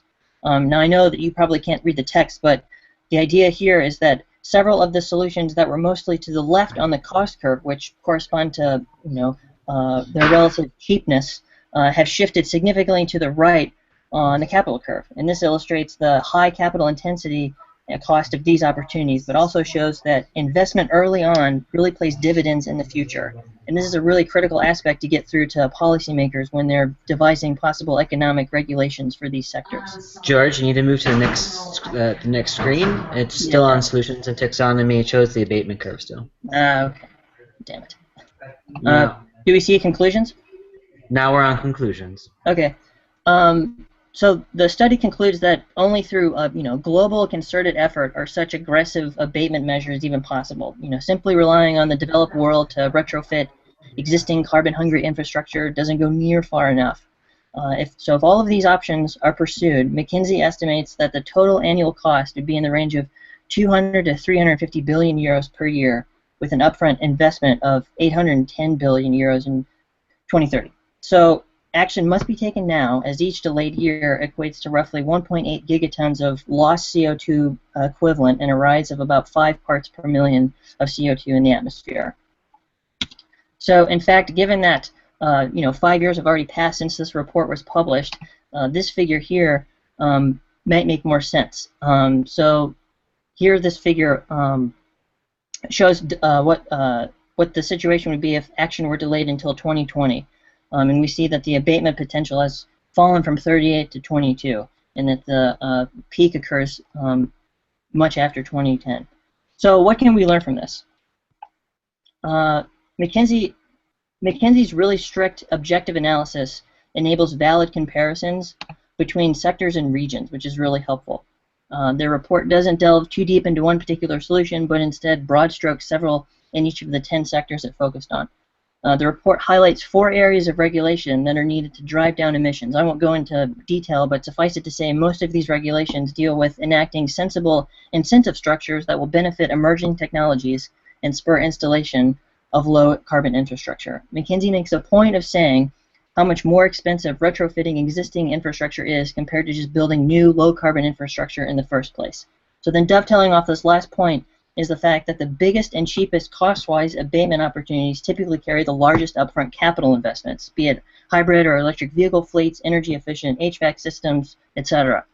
So it's critical that these high initial investment costs be put in perspective. In the long run, they'll essentially pay for themselves. That's all I have. Great, George. Thanks so much. And next we have, do we have Amresh on? Should we have Amresh? Hi. Yes. Hi. Yes, I'm there. Okay, Amresh, I can share my screen with your presentation. Is that okay? Yeah, fine. Please share. I think that would be the easiest thing. Yeah. So give me 1 second to bring it up, and then you can start. Just one moment. Okay. And then share my screen. Voila, it should come up when you're clicking on me. And you have about 5 minutes. Okay.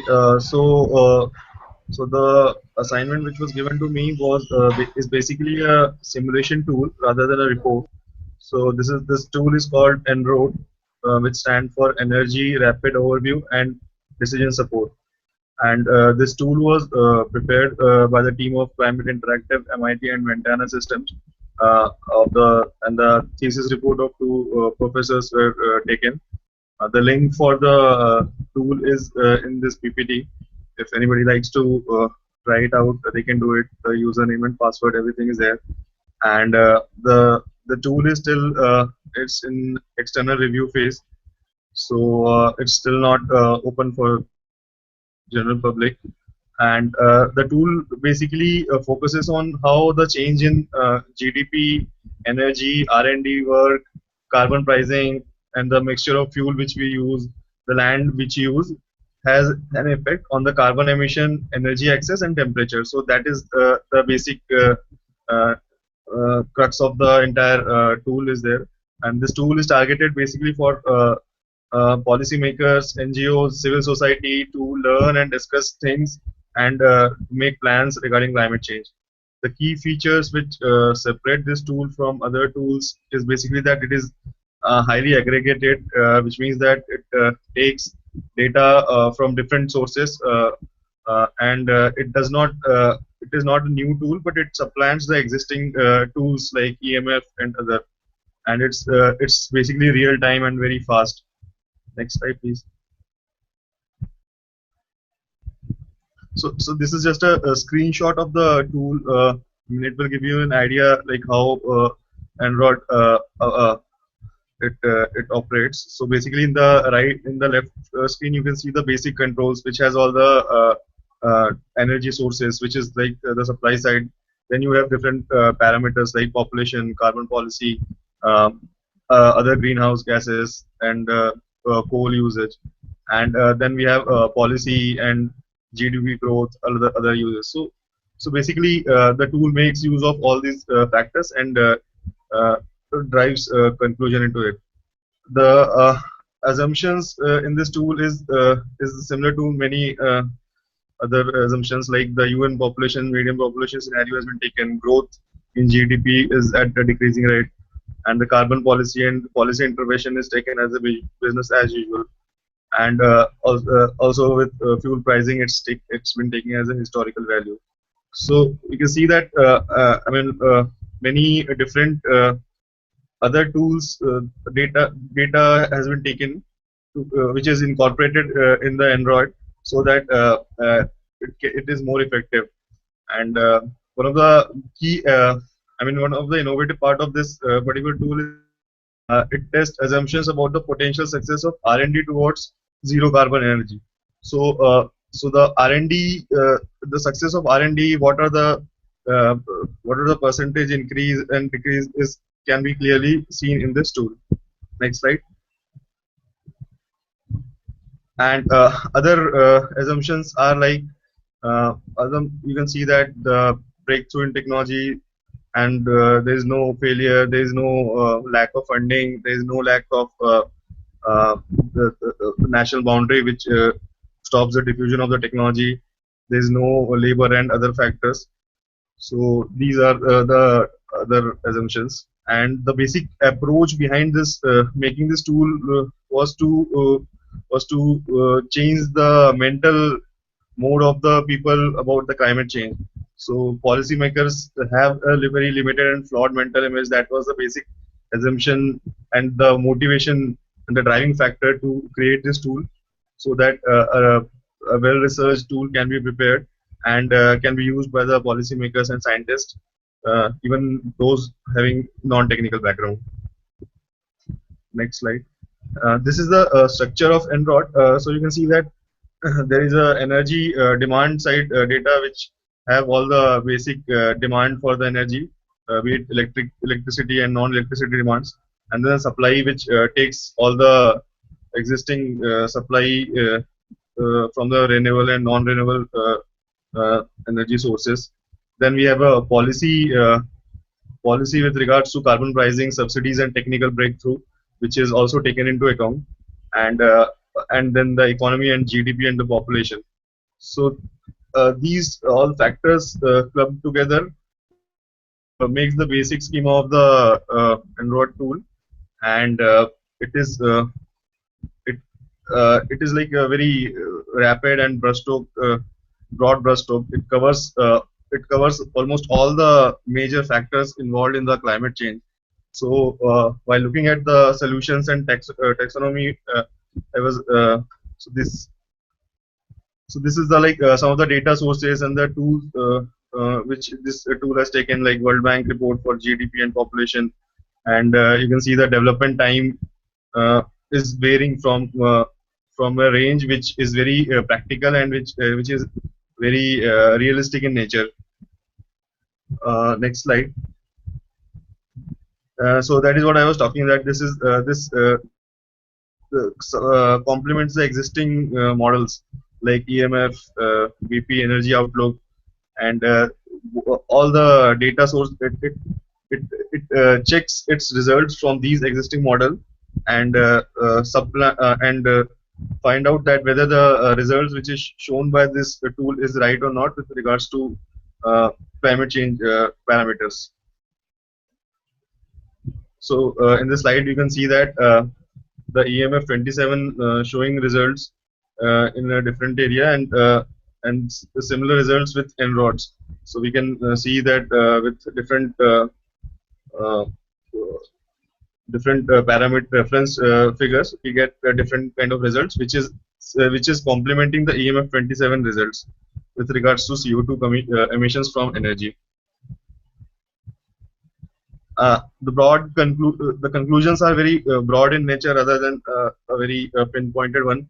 So using these tools, the results which primarily show that things take time for commercialization, permitting, financing, and construction, and the success builds success, which is clearly visible in the case of as it becomes more and more successful, the cumulative experience of it is gained.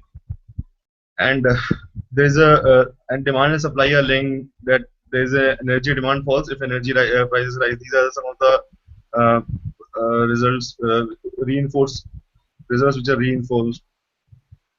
All right, I'm going to have you wrap it up here, just so we have enough time to get through the next couple of presentations. But again, these slides will be shared, and we'll have a lot of opportunity to come back to these in the working groups.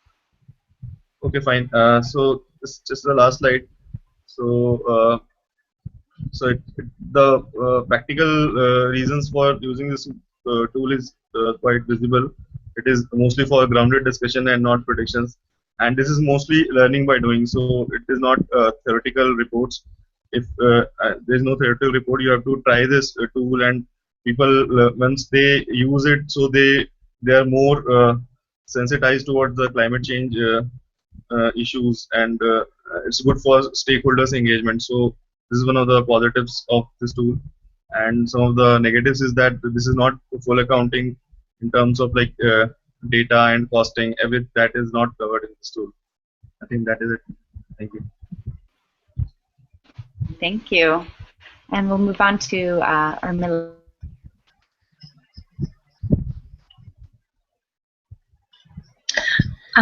I'm here. Urmila, are you there as well? Yeah, can you hear me? Yes. Chad, are you able to share our slides so that we don't have to do the screen sharing? We're just going to do about 2 minutes each. Okay, sounds perfect. Just let me bring it up. Which one was yours again? The pathways to deep decarbonization. Ah, yeah.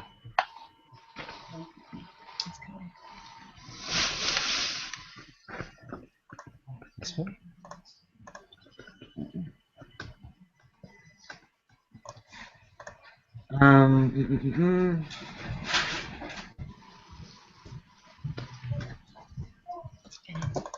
There we go. Sorry. There we go. 1 minute. 11 seconds.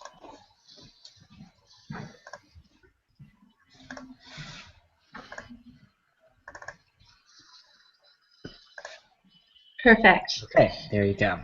Okay, thank you. So we have the Deep Decarbonization Pathways project, and this report was the first of 2 reports. There's a follow-up coming in 2015, later this year, and you can see that this is headed up by Jeffrey Sachs as representing these organizations that are shown on the title slide. The reality of this report is there were hundreds of authors, so it's hundreds of pages long. And if you go to the methodology slide, I'll explain more. So the pathways are the meat of the report, and what a pathway is purely a technical feasibility study. So this was not considering any social or economic costs or benefits at that stage. That's saved for the second report. But this report itself was truly very focused on the bottom-up approach, because each of 15 countries, which in total represent 70% of global emissions, created their own individual pathways. So leading researchers in those countries each wrote their own piece of the report. They were given not a target for their individual emissions, but what's called a loose benchmark. So using the IEA's 2DS scenario, they had 15 gigatons total emissions assumed in the year 2050, and then just divided that by 9.5 billion to get this 1.6 tons annual per capita. And the report acknowledged that many countries will not manage to go at or below that number, but some will manage to actually stay below that number by becoming more efficient in their GDP growth. So 2 major assumptions are that the global R&D needed will come in the form of affordable low-carbon technology, and also that there would be funding mechanisms available to help that technology diffuse quickly across national borders. So on to the solution slide. The solutions are all gathered in these 3 pillars, so energy efficiency, low carbon electricity, and fuel switching. The report was very focused on the dual goals of development going hand in hand with decarbonization. So middle income countries in their pathways were definitely assuming strong GDP growth. And these solutions were kind of desynchronized in time, so that first would come energy efficiency improvements in GDP, and then closer to mid-century you would have the strong trends in decarbonizing both electricity and fuel. This was excluding land use change for the most part, just focusing on energy and industrial emissions. And just a preview of the conclusions, they found that freight transport and industry were the hardest challenges to actually reduce emissions. But I think Urmila is going to tell you more of the conclusions now. Okay, this slide shows for each country their emissions trajectory from 2010 on to 2050. And as you can see, with some countries, in particular India and China, emissions do grow up to 2030, and then they level off or decrease as well. But it shows that throughout the whole, the global scenario is one that stabilizes and then decreases. So looking at the individual country scenarios, they found a 70% emission reduction compared with the business as usual. And most of this came from reduction in power generation. The previous slide showed that carbon from electricity reduced a great bit. Building emissions and passenger transport also reduced significantly by roughly half. And I think that this organization is very focused on development and eliminating poverty. And so they really, part of this report included developing countries increasing their energy use and access, but they were able to eventually reduce their overall emissions through energy efficiency. One example of a country that actually described this was South Africa, which has roughly 1/3 of its households without electricity. And they showed that they could electrify all those households, but due to using energy efficient appliances and light bulbs, this would only increase the total emissions of the country by 5%. So they do have those two dual goals. And the next slide, please.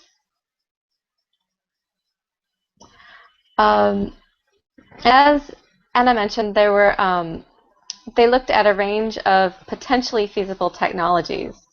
And these are technologies that aren't necessarily commercially available, but would be available with it sounds like considerable public funding. And also the public funding would allow these technologies to be available for developing countries to use as well. And so I know that Drawdown doesn't consider these things that aren't currently available, but I think that one of the benefits I saw from this report, including these potentially feasible technologies, was that it can encourage the development and use of these so that they can be developed on a time frame that can affect these 2050 goals. And also, as Anna mentioned, they did not include non-technological solutions. So these are basically mostly technological solutions. And so I think including those would show different pathways to reduce carbon emissions without solely relying on technology, and also bring additional benefits. I think another strength of this report was that it looked at practical challenges to implementation of the different types of emission reductions. They looked at increasing energy access. They mentioned various groups might have resistance to change, including vested interest in the general public. And they also mentioned a bit about financial support, both in terms of the initial development of the technologies as well as developing countries requiring outside assistance for new infrastructure. So in general, this was a very interesting report that combined the need for growth in different countries under different circumstances, but also showed that it was possible to reduce emissions significantly.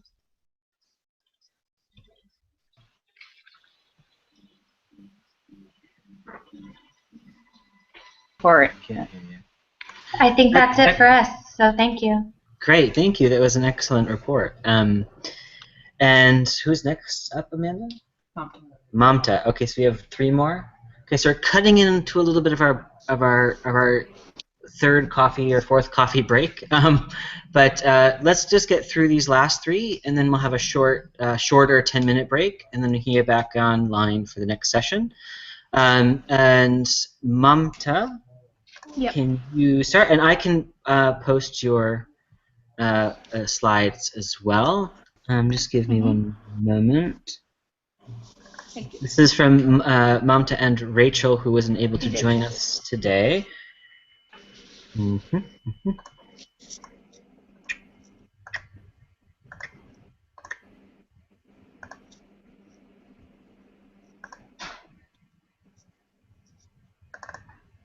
Okay, it should be up. Okay. And remember to try to keep it for 5 minutes. Yes, I'll try to make it within 5 minutes. So me and Rachel, we have together worked on this topic, this decarbonization solution. And as I have heard so many presentations, and there were a talk on 2-degree target. So this particular solution is also talking about this 2 degrees Celsius target, which is taken by nearly 195 countries in the UNFCCC agreement. So the solution which I'm talking about is global calculator. It's in itself is not a solution. It is basically a tool which is helping to assess the impact of the solution. So what is the methodology? So this methodology allows anyone who use this particular tool to see, to envision how the future energy and land food system will be, considering the different pathways they will choose. So what are the pathways? There are 4 different pathways. The first one is distributed pathways. This particular pathways have sectoral efforts, and a uniform sectoral effort will be applied to see the decarbonization effort. The second one is the consumer reluctance. Here it is assumed that consumers are reluctant to accept new technologies. While the third one is on low action forests, which assumes that there are insufficient measures will be placed to expand the areas under forestation.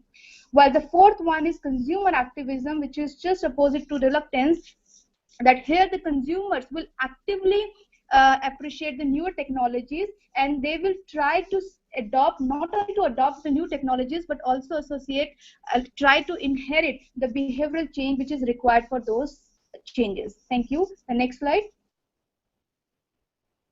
And also, these 4 pathways have different levels or different choices, you can say, across lifestyle, technology and fuel, land, demographies, and long term. And in those choices, there are different levels that what can one do in terms of different levels. The first ranging from 1 to 4, while 1 is considered as a minimal abatement effort, while 4, which is very optimistic, it is the extraordinarily ambitious and extreme effort. So thus, this global tool or the calculator helps one to assess the impact of their own chosen pathways based on the selected levers and levels. The next slide. There are some assumptions on this tool. The assumption is that it is modern at the global level. The regional aspect is not taken care of.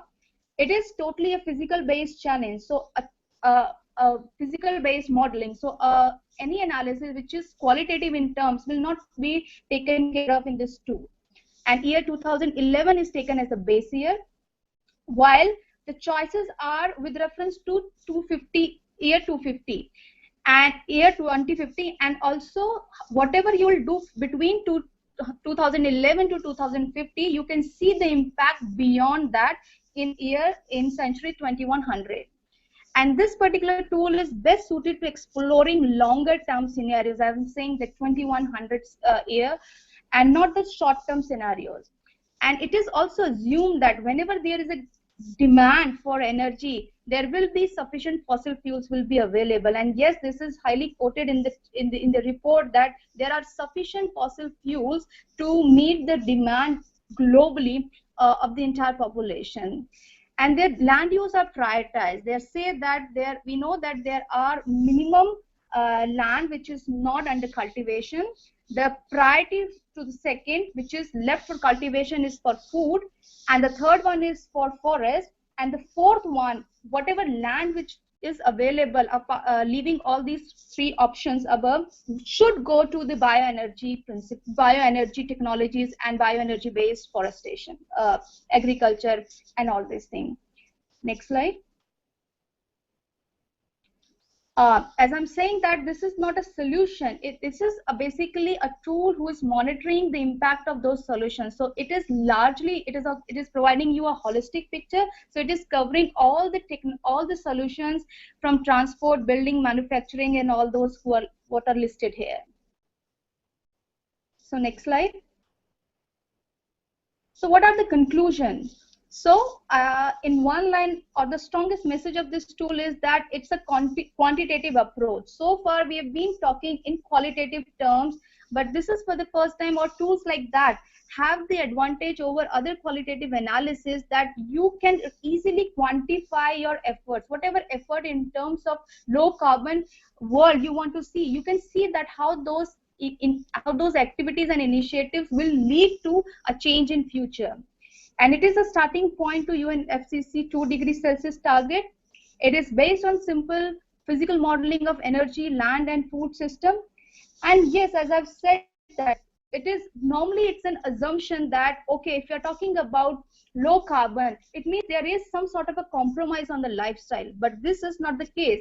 The difference is only in the approach and perception. We need to be more efficient in terms of technologies and the way we uses our resources. So there is no compromise per se on the lifestyle, and we can continue with the same lifestyle in a more efficient manner to foresee a low carbon world. And as I've said that, yes, this is a very simple online open web-based source which can be used by any individual, but the true target for this particular tool, I believe, are the policymakers and then the business person, because the kind of effort which is required, or the potential of this particular tool is at a higher level. So different policymakers, different countries need to adopt these kind of tools in order to see the global impact.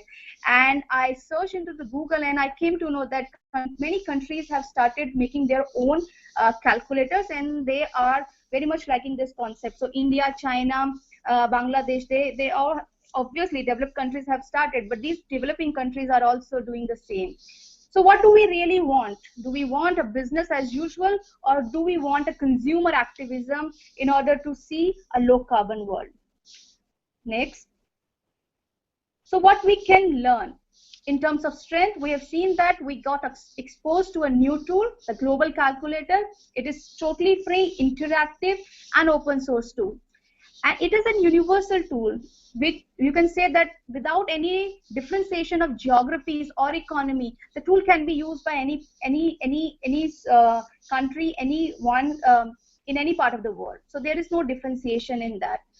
And it provides a holistic picture. Yes, if you work on that tool, you'll see, okay, how the different levels and all those things, and how in turns finally, whatever from the input till the outcome, you can see a overall holistic picture. And this is the added advantage of this tool, that on one hand it provides a holistic picture, and on the other hand it gives you direction for individual steps. Last, that it is quantitative, measurable, and monitorable. The weaknesses are that, as it is, yes, next slide. On weakness, it is not dealing about the regional insights. The detailed country level analysis are untouched, and there are a lot of, we are not saying that the data which is used is not reliable, but since if you are covering a lot of global data, there are some issues on data imperfection.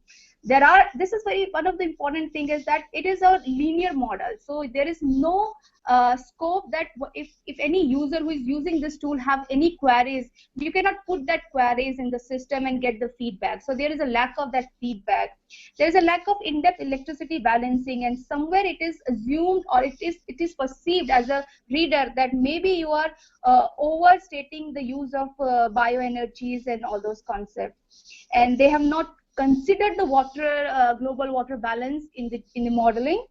And what after 2050, that concept has also not been touched. Okay, you will have some sort of activities globally from 2011 to 2050, but do we stop those activities at 250, or what after 250? That is not explained correctly.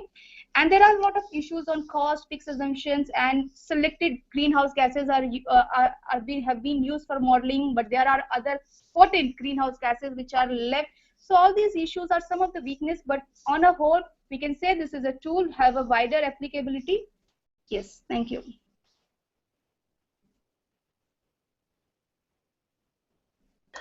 Thank you, Mamta. That was a fantastic presentation. Very, very well done. Thank you. That was full of energy. It's perking us all up, I think, at this hour. And it's a very late hour for you. At 4 a.m. Oh my goodness. Yeah. Oh. Well, thank you so much for staying up for us. Thank you. It's very good. Thank you. So next, Amanda, we have Kelly. Okay, great. So Kelly, you're going to be up, and I can post yours as well. Yes, please. That would be great. All right.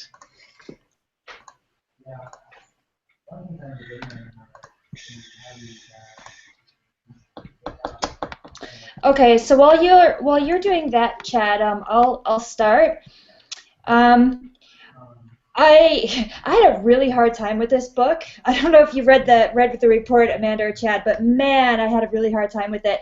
And so a lot of my report was actually how not to write our book, because I had so many issues with the science, with the research, and with his overall methods.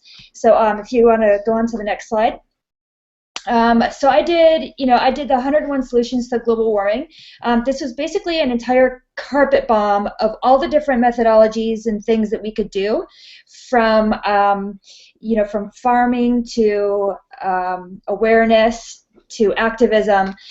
So it was really written for a very general, broad audience. And this book, it was certainly intended for somebody with very, very limited knowledge of climate change, and that can have really good functions as well. But I think for our purposes, it's not the best approach.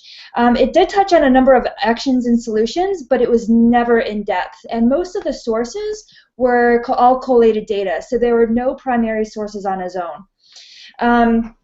So whatever was used within the text, since it was taken from a variety of different primary sources, a lot of them were in different units, so it was either in euros or in dollars, so it switched quite often.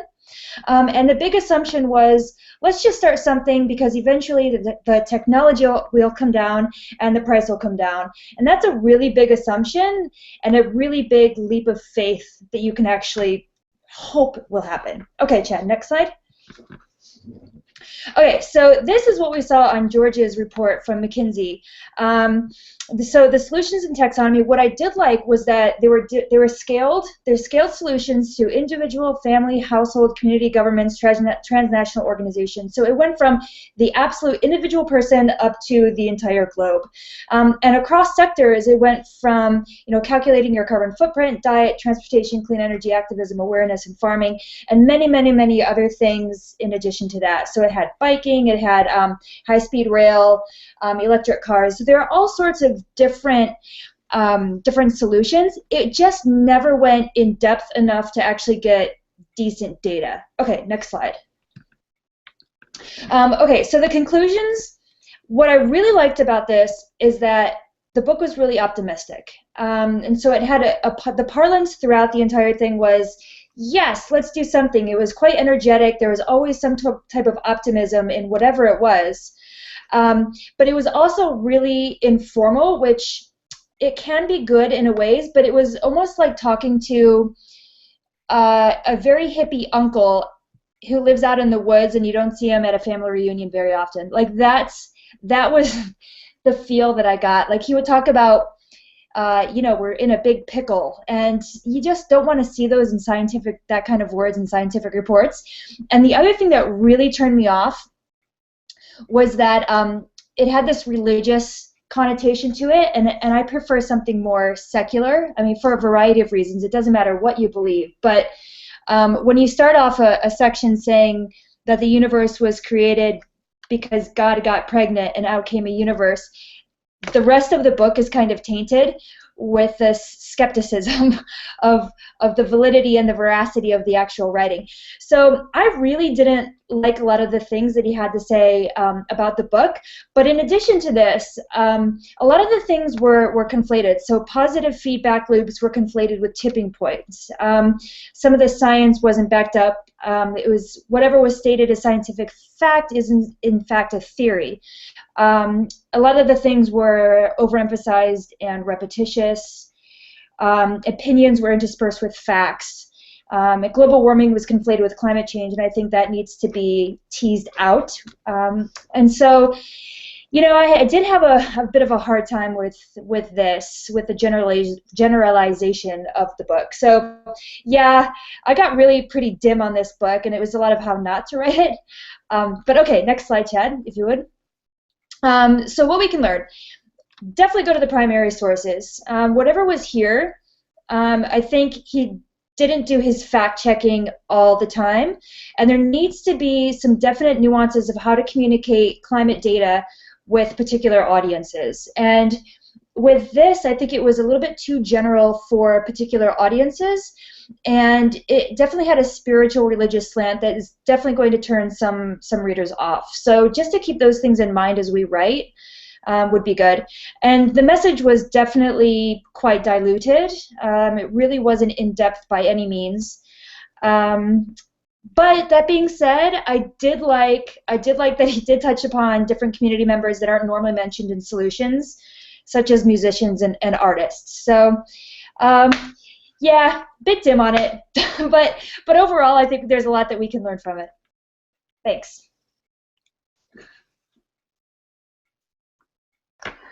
Great, thanks, Kelly. Well, no, but I think it's going to be good. It's good for us to have that, and you know what's particularly good about this one is that it's very similar to Project Drawdown in that it tries to do the some kind of assessment or analysis on 100 or 101 solutions at different scales, and so there are some similarities. And when we get into a bit of our methodology, you might see how we kind of differ from that. But so this is why it's good to go through it so that you can see what we really need to not be doing. Yeah, and you know what? I should say, Chad, I did really like they had, because it was 101 solutions, it was really like you can pick it up and you can read an entire solution in like 2 to 5 minutes.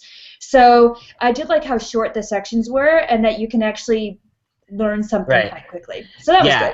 Well, that's good. I mean, when we get to a little bit more of the description of the project, our project, you'll see that there are different tools that are going to be similar, more similar and less similar, and we'll get into it a little bit more later. But we have one more. Is that correct? And we have, is it Mohammad? Yeah. Mm-hmm. Great, Mohammad.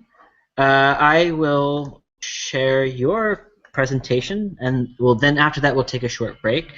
Let me just bring it up. Which one is Mohammad doing?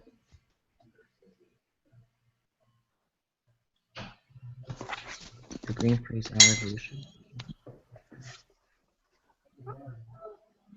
Hey, Mohammad, did you send me your report? Chad? Yes. Hi, this is Mohammad. My computer, I had a problem with my computer. I moved to my iPad. Yes. And I'm trying to send it to you, but I couldn't. So I don't know if I can do it in the break or. Yeah, we can continue just like without slides. I can present something. Or what's sorry for this problem with my computer. Oh, it's not a problem. It's quite okay. What? Well, why don't you just go for it? We can do without the visuals at the moment, and then we can. Yeah. So yeah, just go with your report. Just go with your presentation, and we'll put up the slides when we get them. Okay, great. But if you have a video, perhaps, if you want to go on video.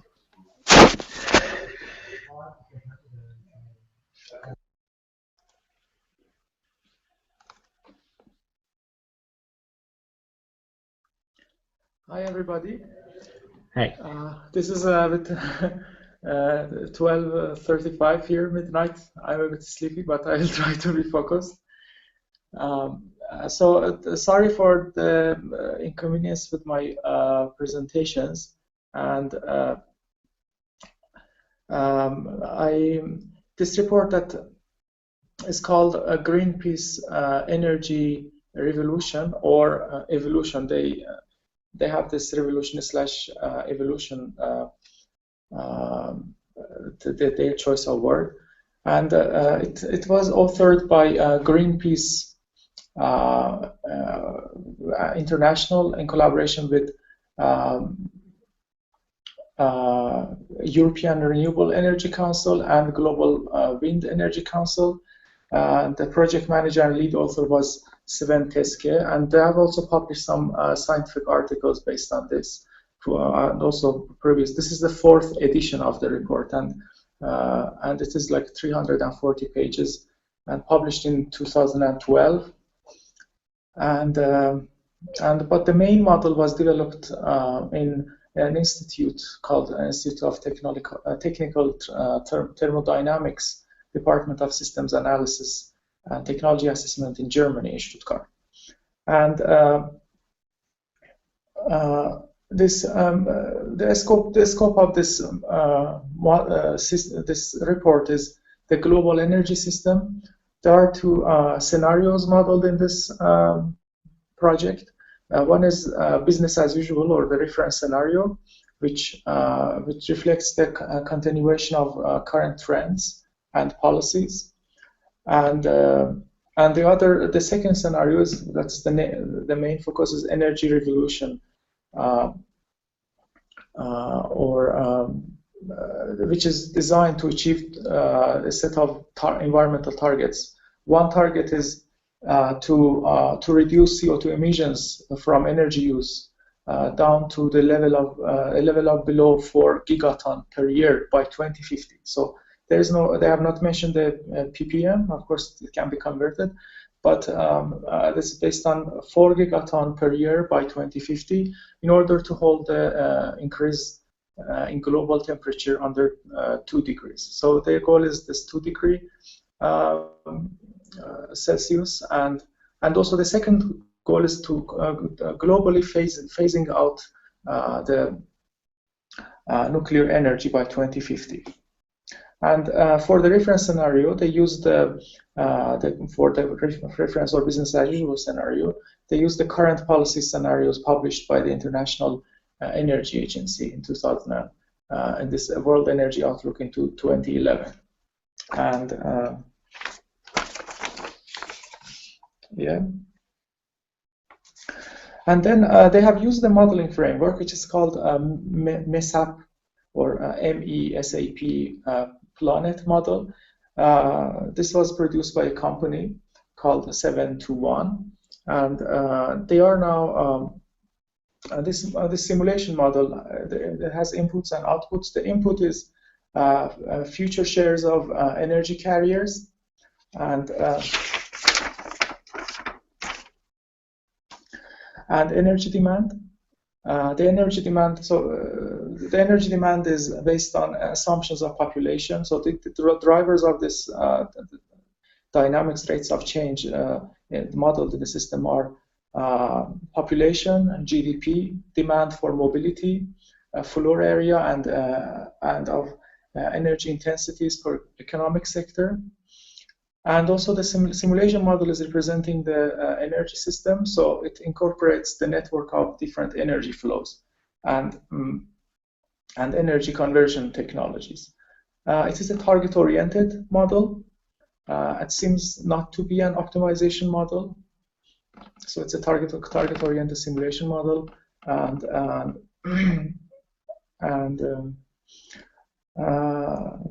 there are some interesting points about the development process that at the end I will mention. And when it comes to solutions and taxonomy, the interesting thing is that I found some policy recommendations as the solutions, and there are like 8 main policy recommendations. Number 1 is phase out all subsidies for fossil fuel and nuclear energy. Number 2 is internalize the external social and environmental cost of energy. Number 3 is mandate strict efficiency standards for all energy-consuming appliances, building, and vehicles, and establish legally binding targets for renewable energy and combined heat and power generation. The 5th recommendation is, as a solution, is reform the electricity markets by guaranteeing priority access to the grid for renewable power generators. And 6th policy is provide defined and stable returns for investors, for example, feed-in tariff programs as a solution. The 7th solution is implement better labeling and disclosure mechanisms to provide more environmental product information. And the last policy recommendation is increase R&D budgets for renewable energy and energy efficiency. So I consider this as the taxonomy of solutions they have suggested. And when it comes to my field of interest, that is transport, because they have several sections, several focus areas. One main focus area is the energy demand from transport sector.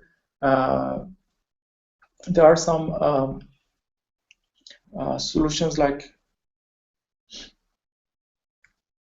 so I think my time is,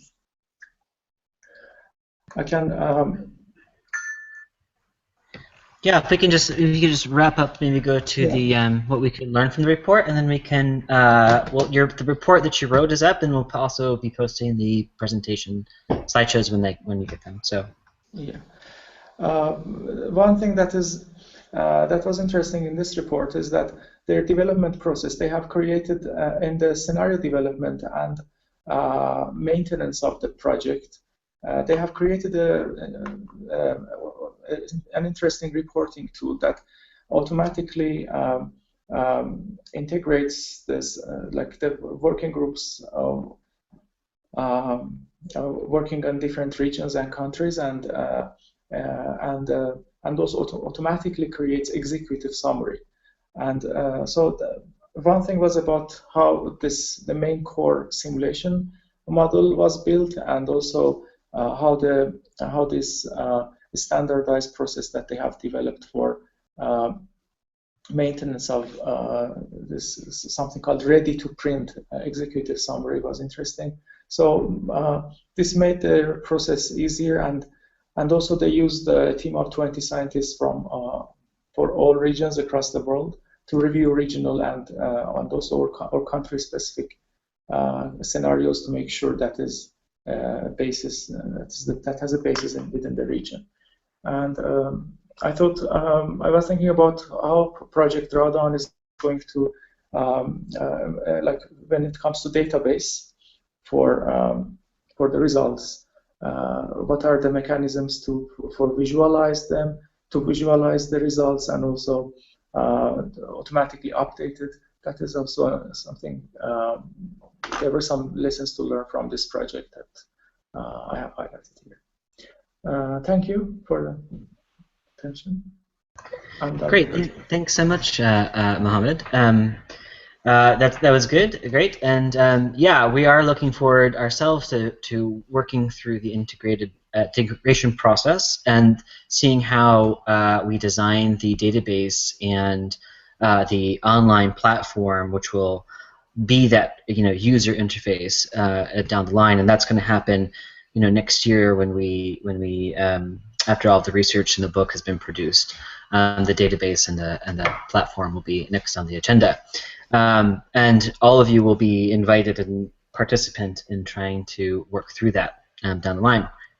So thank you everybody for such a wonderful set of presentations. We're really super excited to hear from you and learn. We're learning and being reminded of these scenarios, and These will all be, again, posted online. This is not only with these recorded, but the presentations and the short summary papers that you wrote will all be put online and shared to the broader coalition so that they also can be familiar with the different kinds of scenarios that are out there. It's also, I think, important to point out that many of these organizations and that have institutes that have produced or are producing or will be producing the later iterations of these reports are also in some way part of our coalition. We are working with many of them to share data, to share resources, to share approaches, so that we can be as collaborative and as possible and sort of really make this a project that works for all of us and all of us in this sort of in this field. So we're going to break for 5 minutes to allow you to 10 minutes to allow you to sort of relax and maybe have another coffee, a tea, a walk out, or breather. For those, and we're going to reconvene again. And we were going to do the model sessions, but because we didn't get to the Amanda's introduction and my walkthrough of the guide, we're going to postpone the model sessions to another time this week. These model sessions will be really important for all of you because we will together be walking through how to construct your solution-specific model, the framework documents, and that's very complicated. And I think, in fact, even if we did do it today, it might be a little bit overwhelming after all this. So I think in 5 minutes we'll return, go through the guidelines, and I should say that if any of our international folks who are due to time differences are staying desperately trying to stay awake at this point, the next session will be recorded.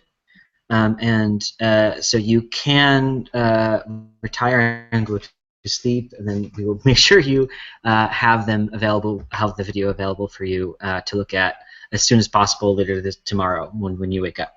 So let's take a 5-minute break, or 10-minute break, and we'll reconvene in just a moment. Thank you.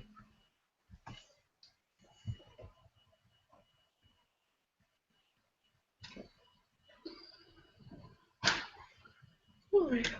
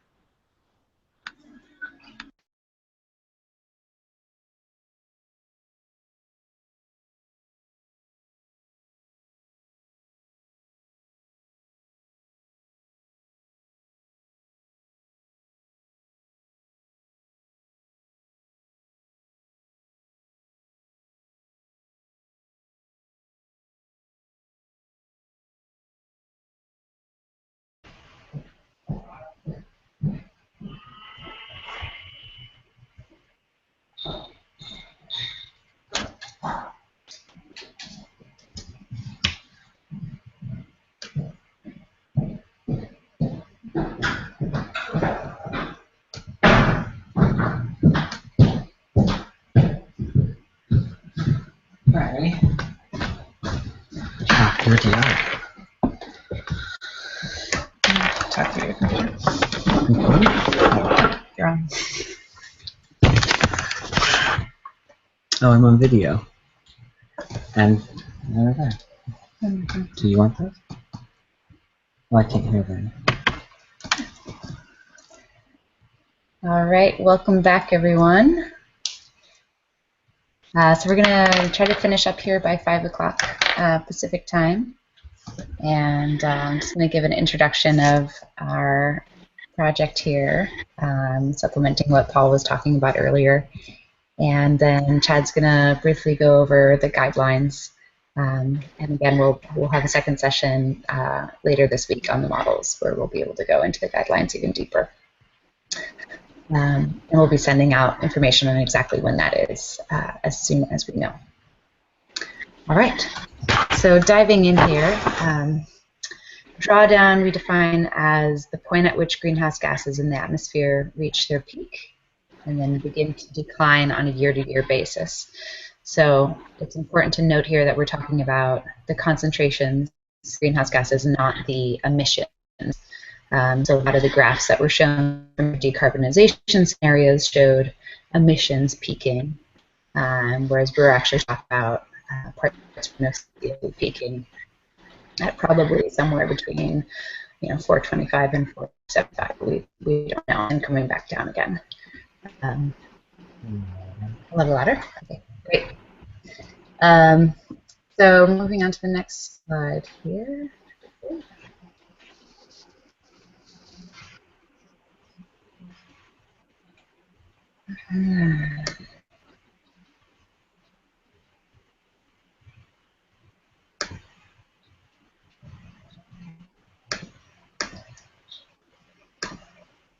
All right, so this is a comparison that we've done of some of the climate solutions that you all looked at. Some other solutions project identify the unique attributes of Project Drawdown.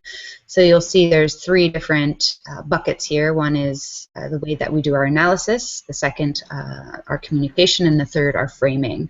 And you'll see that just these 7 kind of more popular decarbonization or climate solution projects out there have some overlap in terms of their analysis. Look as quite holistically or from the same angle we do. And again, this project is not about necessarily competing with these other ones. It's really about making this information accessible. And so we see our project, kind of a megaphone for some of these other projects that had more of a limited audience. Maybe were written specifically for policymakers or academics, and we can kind of get out into the world to many more audiences. So you'll look at the analysis section, you'll see that Project Drawdown looks not only at the technological or energy and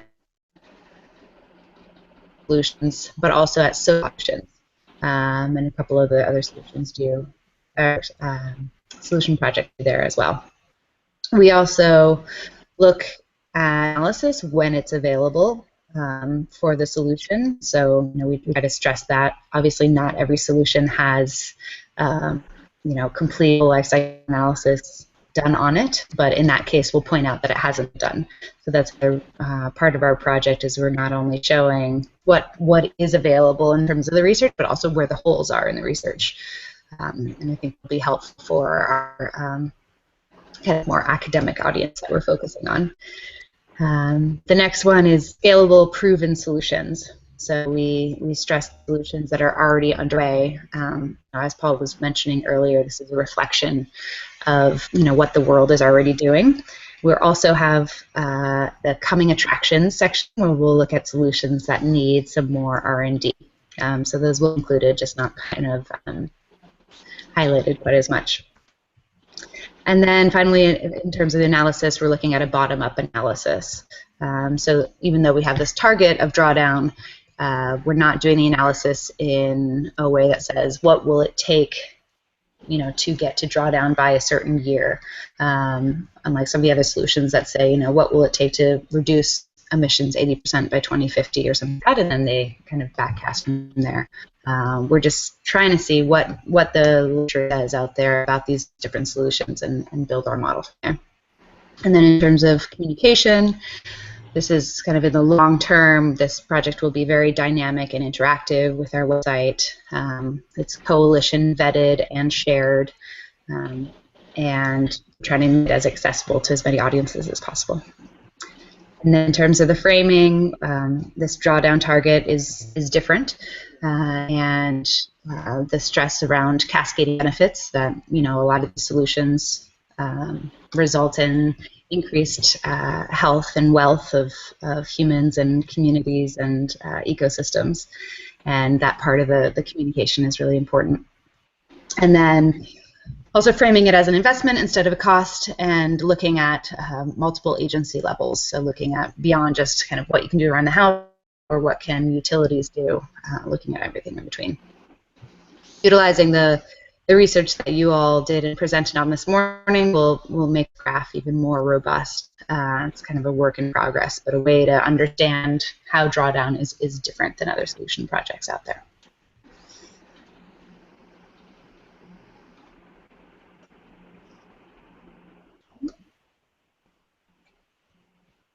All right.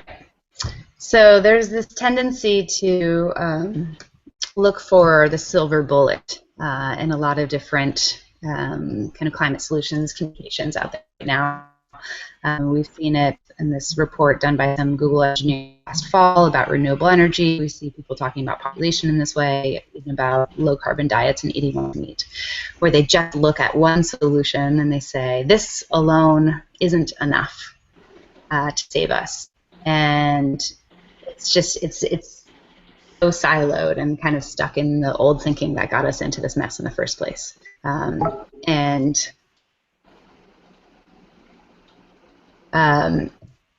So we, we're at more of this diverse tapestry that it's all of these solutions together, and really not trying to say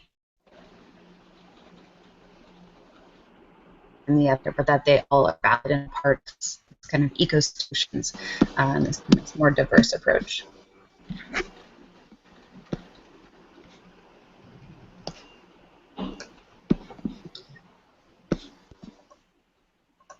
All right.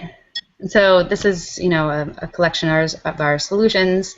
There's a lot of different taxonomies for the solutions, and in the long run, I think we'll be breaking it down in a couple different ways on the interactive website, so that different people with different backgrounds can look at it from their angle. But one way we talk about it is the technological, social, and ecological solutions. And the way that we'll present it most prominently in the book is by a level of agency. That is the decision-making power that people have in their lives, whether it's an individual in their household, or as a community, or as a business leader, or someone who supports businesses with their purchases, building owners or building managers, and then on up to utilities, city, whether that's your advocate or actually work in a city and land solutions.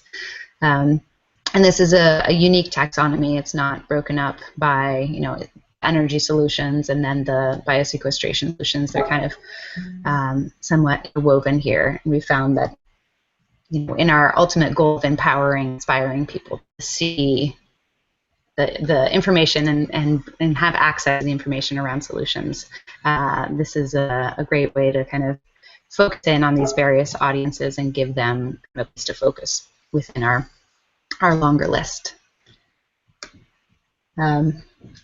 And so here's a little visualization that we've done to show what Drawdown looks like. So you see this is the year-to-year change in parts per million of CO2, which has been increasing year after year. We're not only increasing in CO2, but we're increasing how fast we're adding up concentrations of greenhouse gases. So you'll see we have 2015 on the left, and then that goes up to 2045. The business as usual is that red, where we just are adding, 3 and 4 and 5, almost 5 parts per million per year. And so the numbers on the right are kind of a snapshot of 2045. So if we need to reduce the equivalent from the business as usual of about 4.68 parts per million reduced from a business as usual in order to get to a drawdown, this is what it would look like. And this is just kind of throwing numbers at the wall. Just rough estimates of what solution, but it'll probably follow like the 80-20 rule, where 20% of the solutions will reduce 80% of the emissions, and the other 80% of the solutions will reduce 20% of the emissions. And that's just, you know, from looking at various other books. And this is just a visualization, and doesn't actually. We don't know if rotational grazing is going to be the number one, or, you know, solar PV is going to be number two. But this is just a way of understanding about how many parts per million can be reduced per solution, and that drawdown is actually feasible. So that's one way of interpreting it. And in the long run, we'll have many different visualizations that people.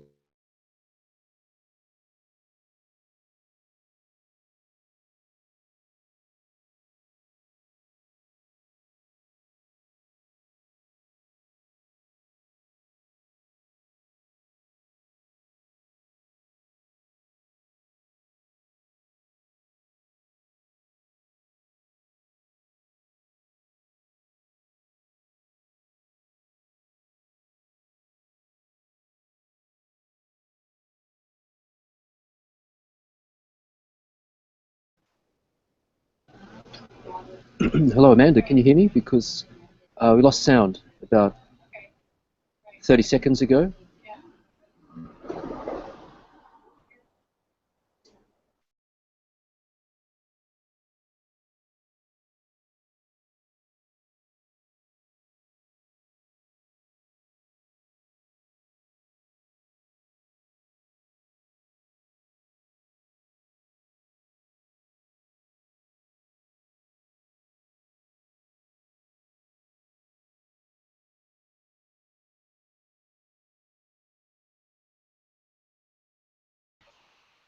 All right. Can people hear me over here?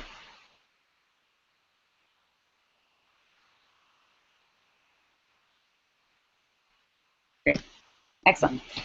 Yeah, so Drawdown Interactive will be kind of the second phase of communication, and that'll be a place where our coalition members, you know, fellows like yourself and other people who have worked on the project can all kind of communicate around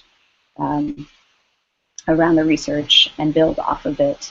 And you know, that's where we'll store various presentations or other tools. You know, there's a lot of different coalition members that are excited about using our research and building things off of it, whether that's philanthropists who want to, you know, give grants out to climate change solutions and want to know how to be most effective, or whether that's Salesforce is interested in turning our data into some sort of employee engagement tool. They have, you know, all of Salesforce employees have to volunteer 2 weeks a year, and there's a financial contribution aspect to that, and they want to be as effective as possible being in Salesforce and numbers nerds. So there's a lot of different opportunities. There's an activist group called I Matter. There's a youth group who would like to use our data to help strengthen a Minecraft game that they're making that will allow youth and anyone using Minecraft to develop different futures around the scenario, futures around climate solutions. So this data will be used and then, you know, and built off of by.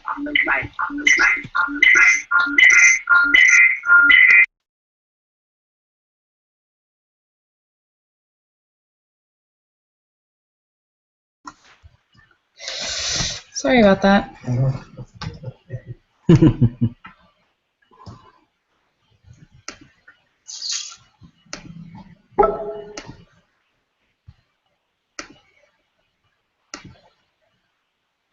All right.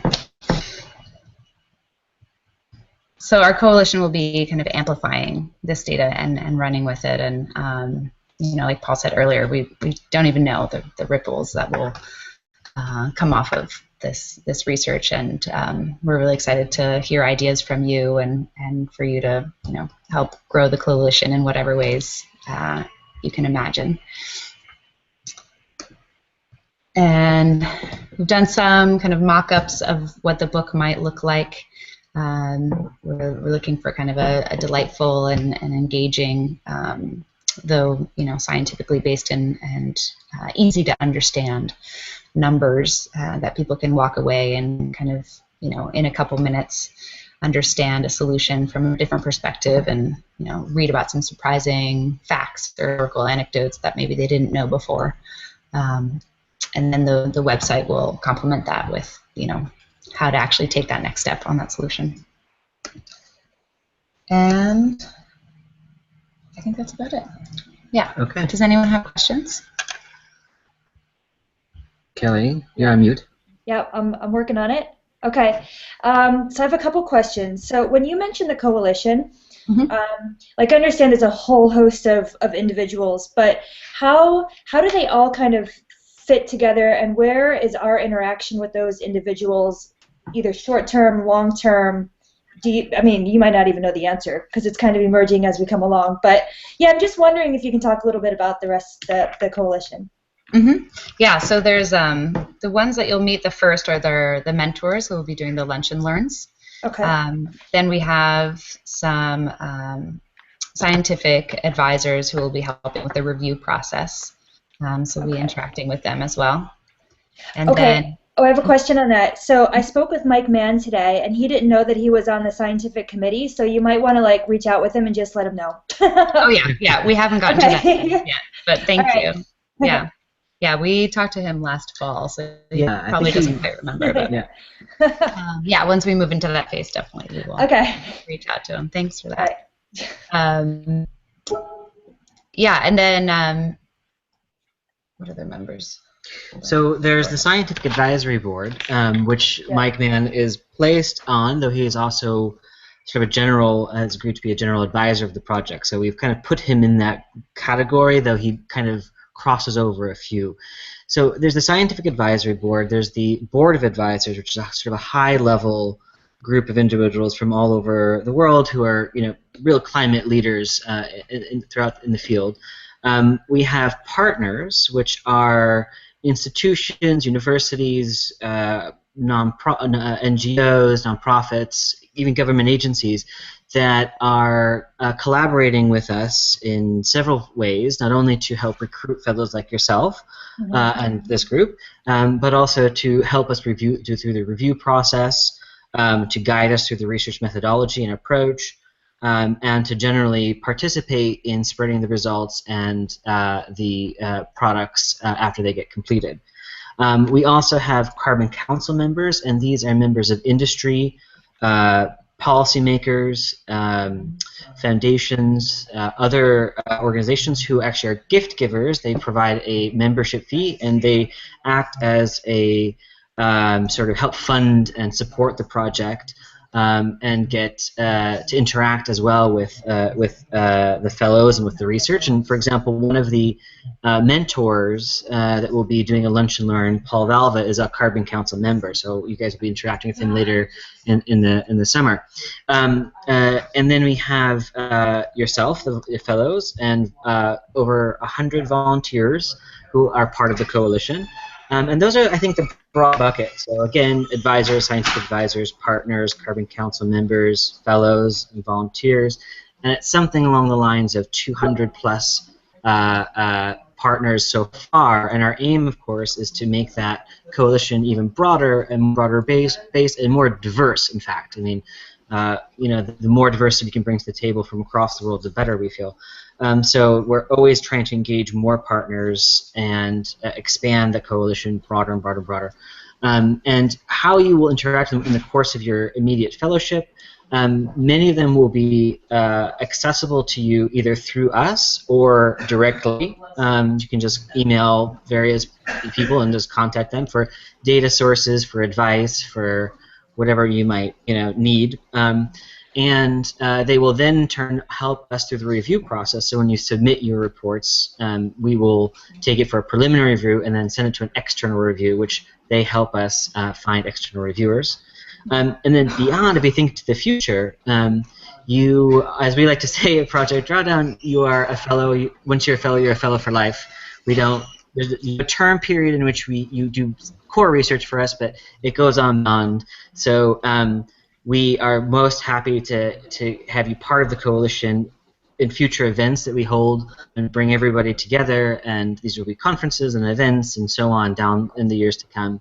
And so we hope that the coalition will actually end up being a broad network of interested individuals and institutions that can be collaborative in nature in other future research projects and other fellowship periods. So it is something that the coalition, we hope, is to really sort of be expansive and continue on after, but help you during the fellowship period and continue on afterwards. Awesome. Okay, I have a couple more questions. Two-part. How do we get the Drawdown email, and is this the most or the best way to communicate with the other fellows within our group? So that's a good question. You have a Drawdown email. Yeah. Have you received anything from the Drawdown email? It's basically, I think it goes right just to my my regular email address. Right. So what we've done is we have a drawdown.org email, yes, and it forwards it to your Gmail. Now you can of course access your Drawdown email and download your mailbox with however you choose to use your manage your emails. So you can in fact download it to Outlook or whatever directly, or it will filter through your Gmail. So that's a choice of yours. Okay. We find that a lot of the fellows like to have a Drawdown email that they can use to contact other people, so on. So it will filter through your Gmail right now, or whatever private email you've provided for us, but we can adjust that to however you so choose. But it is your email now and until okay, great. The future. Okay, and then one more question. Is there like a parking lot of ideas that you guys have? Because like as I was reading this 101 climate change books and going through my having the experience of working at a private foundation beforehand, there's so many ideas that I have of how you can springboard this off, like you know, particular apps, infographics, particular people to work with. How do I get that information to you? Do I just send it to you, Chad? Well, yeah, I think right now, Kelly, you are a research fellow. Is that correct? Junior. Junior fellow. So the junior fellows will be given tasks every week in addition to the research they do, and some of those tasks, and I was going to talk about later, but we can talk about it now. Some of those tasks will be things like come up with ideas for tools. Like so, that becomes your weekly task, and you'll spend the day just writing ideas down and memos on how to create tools and moving forward on next steps. And so that is definitely something that you will do as one of your tasks. You will be given many other tasks as well. Now, as far as a parking lot of ideas, you can pass those on to me. You can pass it on to the group. We probably can. I think that's a great idea to maybe create some sort of online collection where we can start storing everyone's ideas, maybe on a Google Doc or a Google Sheet or something like this. Just to sort of be an initial way to, springboard ideas. Also, the working group sessions, which, by the way, let's all remember, starts tomorrow morning, and so we're going to see a lot of each other over the course of this week. But the working groups will be, the intent of the working groups is really to be bouncing off ideas around the solutions that you're working on, but they can certainly feed. So we've had fellows talk about ideas of how to use Project Drawdown's research on waste, for example, and how to tools that can be used for tools that can be used specifically in purpose of waste or for living buildings or for walkable cities. And so there are sort of solution or cluster of solution ideas that can be put forth through the working group. So that's sort of a medium as well to do that. Okay. Great. Anyone else have any other questions? Yeah, I have a question to Chad. Yes. Yeah. Since we know that we all have been assigned few topics, so the topics are just the topics, but when we have to come out with a report or any output on that, we need to have a very clear-cut strategy that what will be the research questions and all those, methodology and all, basically a research plan of each solution, which is not clear to us. And the week is already started, for which the literature review has to done. I mean, if we go through the guidelines, in the week first we have to do the literature review of the first solution. But we need to know that in first solution or in any solution you want, what are the specific research questions and what so forth. So when and who will provide us that information? Thank you for that. So I did send you an updated version of the research and fellowship guidelines, which actually goes in great detail over the specific questions that you should be addressing in the literature review, quite specifically, in fact. And that was so I sent you a brief sort of general one in the beginning, which we're going to go over a couple weeks ago, and then a couple of days ago you should have received the revised version, which at the end goes through each of the different questions. And of course, how you write the literature review is outlined explicitly there. And then there's a framework document that goes through in great detail how to do the model, which we'll be doing it. We're moving the session to next week, so that's there. We also use Trello as a project management tool. That's why you all signed up for it. Right at the end of the day today, I will be creating your assigned solution Trello cards.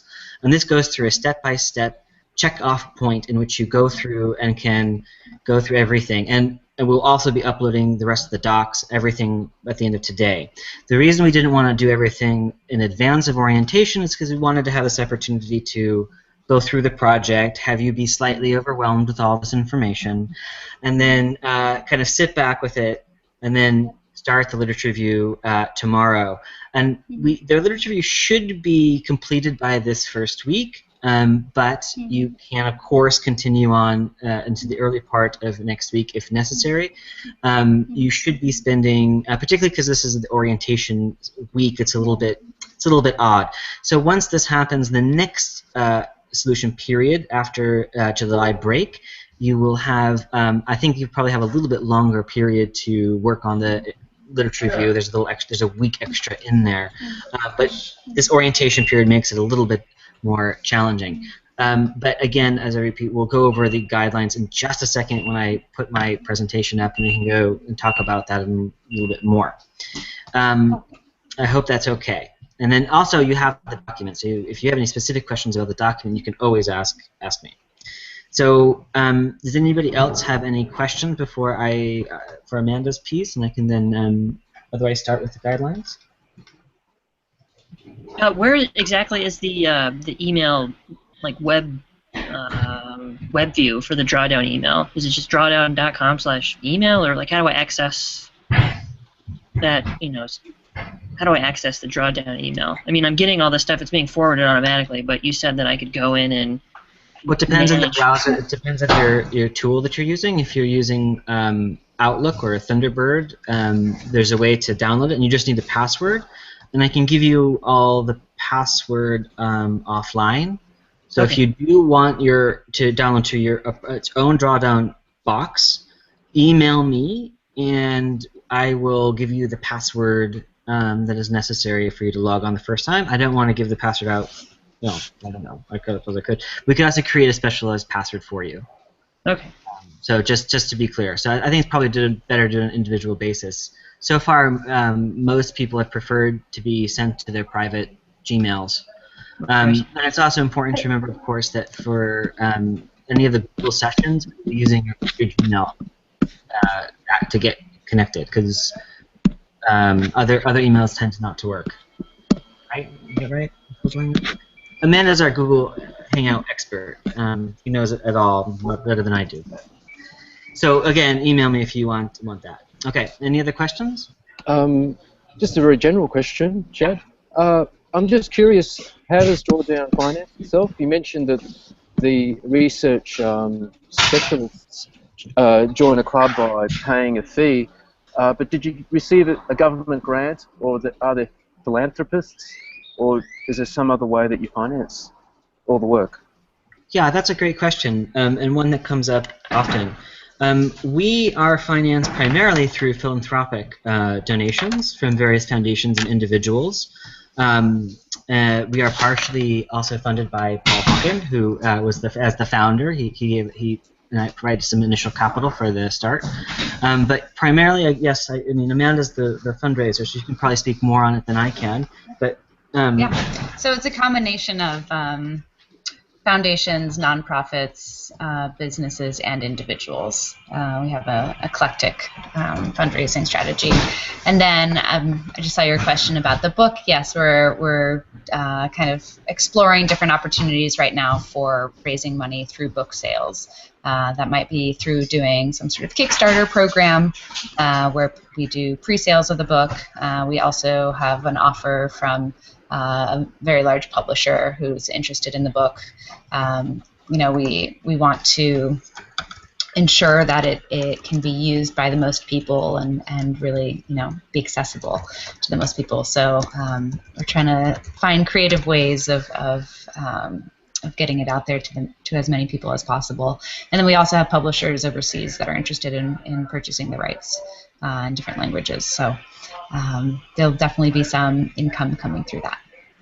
Yeah, and then we're doing a big climate ride next May. If anyone wants to come and do 500 miles of climate riding down the California coast, yes, we're gonna try to get a group of 100 or so people together for the climate ride. So I'll be sending information about that. But that's kind of similar to an AIDS ride or a breast cancer awareness walk or something like that. But bicycles and climate change. Amanda's even making me do this. Yeah. So I will be biking along with it. So if anyone else wants to join, please come join me at the back of the group. Okay. Any other questions before we move on? Because I think we're going to have some questions when we go over the guidelines. So unless there's any particular questions about the general idea or any kind of more fundraising type questions or strategies, we'll move on. Great. So, do you want to post the slide, or should I just? I mean, I could probably do it myself. Yeah. I got it. So it's just. I got it because then we can keep your video up. Oh, video. Go ahead. Well, when I see it.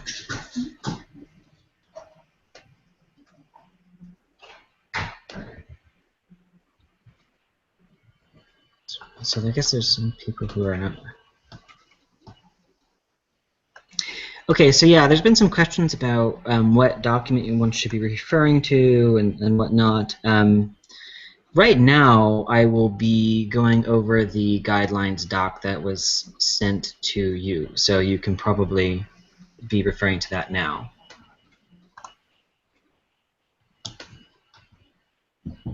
So I need to put it on here.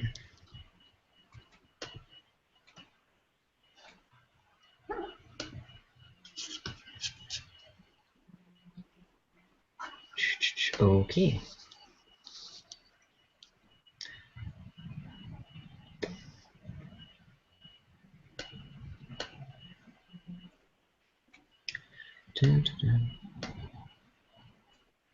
I should also say that I will apologize for the Google Hangouts. We are still in the process of figuring out the best method to bring 17, 18, 19, 20 people to the table from all corners of the world and make it all work very, very easily and smoothly. Unfortunately, there's yet to be a very good application for that. So we're, so apologies and thank you for your patience.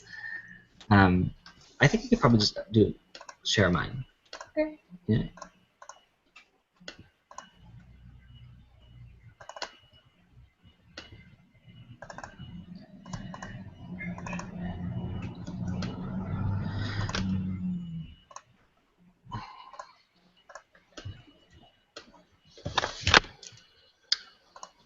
Okay, I'm going to share mine.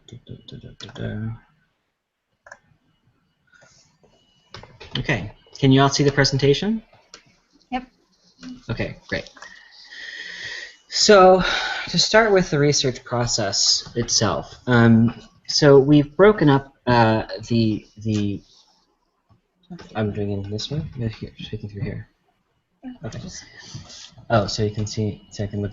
Okay, so we've broken up the research process into several stages, and the first two stages actually are being done concurrently. These are the production of descriptive reports and the technical reports. Descriptive reports are done by volunteer researchers, from graduate students to executives to consultants and so on, from all spectrums and throughout the world, are working on these short, concise, journalistic style write-ups of each of the solutions. These journalistic style reports will compose the primary text of the book that is published down the road for each of the different solutions. Now, the technical reports are being worked on by the research fellows and the junior fellows and our senior fellows, and these technical reports differ quite substantially from the descriptive reports. The technical reports are, as you might imagine, meant to be quite technical. They are scientific in nature. They are rigorous. They are designed to appeal to a broad spectrum of audiences, but primarily for researchers, for graduate students, for people who are really familiar and understand the solutions from a technical angle. Obviously, many of you have experience with writing technical reports or scientific papers, and technical reports follow a very similar format, which we'll get to in a second. These technical reports will inform us on how the solution works, what's its adoption pathway, what are the finances behind it. Basically gives us a really composite view of the solution, primarily through the literature review. And then it goes into a methodology section in which you will design a solution-specific model. This model will be based off of a core template model that we have constructed. Now, again, we will go over that core template model as soon as possible, and I'll talk a little bit later about what dates might work best for us since we're pushing it forward. So in the construction of that core model, you will, and through the technical report, you will be essentially describing the data sources, the assumptions, your methodology and approach, results, discussion, so on. And so this is a far more rigorous and academic approach, which will enrich, I think, the book. So in the book itself, the descriptive reports comprise the text, but the technical reports will produce the numbers. So the numbers on each of the profiles of the solution will come from the technical reports which you produce. The executive summaries of each of the technical reports will be copied in the back of the book as back matter, and all the full technical reports which you produce will be provided online on our website for further analysis and review. After you produce the technical reports, both of these will go through a 3-stage review process. This process will start with a preliminary review where we, the research team, will go through your report to ensure that everything has been produced according to our rigorous standards. The report will then be sent to an external reviewer, an expert or specialist in the field, who will conduct a thorough review to ensure that the research is current, it is accurate, and represents the best available information out there. Once that goes through a revision process, a 3rd-stage review will occur after the material has been put together in the book format, and the 3rd stage will be reviewed by our advisors and our scientific advisors. And so they'll have an opportunity at that point to go through the book and to, again, ensure that what we are putting out there is the best available information. Another stage is the copy editing and integration stage. And again, this is putting together the descriptive reports and the technical reports for external review and for production. And the integration is actually one of the key phases of what we're doing. So each of you will be working on a single solution. Now, obviously, there's going to be a lot of overlap between solutions, and we're going to deal with that in the working groups. But ultimately, you're producing a solution-specific model and report. But once we collect all 100 of these solution reports and models, we have to integrate that all together so that we can deal with double counting, we can deal with interaction effects, with rebound effects and so on. And we can sort of figure out how all of the, and create more of a systems approach. But as a starting point, we need the solution-specific data and solution-specific research first, and then we can create this integration process, which will be, we call it the beast. It's going to be a really complicated and challenging task, and we will be inviting all of you to work with us, the senior team, and the senior research team to construct that integrated global solutions integrated model. And then, of course, finally, once all of this is done, there is the end results, the publications. There's going to be the book, whose audiences, as Amanda pointed out, will be a broad base. So the material will be very accessible, journalistic style writing, scientifically rigorous numbers. Back matter will contain your tech reports and so on. There's the database, which will be open access and accessible to the public. And of course, there's the platform, which will be built on the database, which will allow users to create scenarios and to regionalize and contextualize the data that is ultimately going to be derived from you. But the platform is going to be more than just that. It will also be a hub for interaction between coalition members, between the broader Drawdown network, and it's a continually iterative and reiterative process of getting better data, better information, and constantly updating it so that what we're putting out there is always going to be the best available information on all of these climate change solutions, and that's our goal. So I can go ahead. These not been updated, right? So here's a rough outline of the key dates. These have been revised, so I'm going to skip ahead. On the actual research guidelines I sent to you previously, they are accessible there. So who to contact? We have Paul, Amanda, myself. You've heard from us. You've heard from our senior fellows. Each of our senior fellows will be holding office hours every week. We have our offices up online, and you can start reserving sessions in advance. They're roughly 30-minute sessions where you can book online. And these will give you the opportunity to work through the literature review, work through the model, work through bigger picture issues, work on your tasks if you're a junior fellow. So there's lots of office hours and availability for you to help you through the process. Now, the research aim, what's the overall aim of Project Drawdown? And it's really to collect the best available information, to analyze it through the lens of our assumptions, of course, and present the best available information on data and data on solutions that A, reduce through efficiency and resource productivity, replace existing energy sources with low carbon renewable energy, and 3, restore carbon to our soils and plants by biosequestering CO2. And these are, there are broad solutions. These are broad-based sort of categories, but they roughly correspond to the general pillars of our approach. And so each of these, within each of these, are technological, social, and ecological solutions that do these things. And so that is the basic research aim. We have it divided according to agency level, which Amanda talked about previously, so I won't go into too much. As you do your analysis and your research, you will always be doing it through the lens of the agency in which that solution rests. So a great example might be recycling. So recycling exists at 2 different agency levels. Recycling is individual or household level recycling, and then there's commercial recycling. These are 2 different solutions, right? So it gives you a good sort of understanding of how these agency levels work. The end user, or sorry, the agent, for the commercial recycling are businesses, obviously, and households are families, and what kind of recycling is necessary.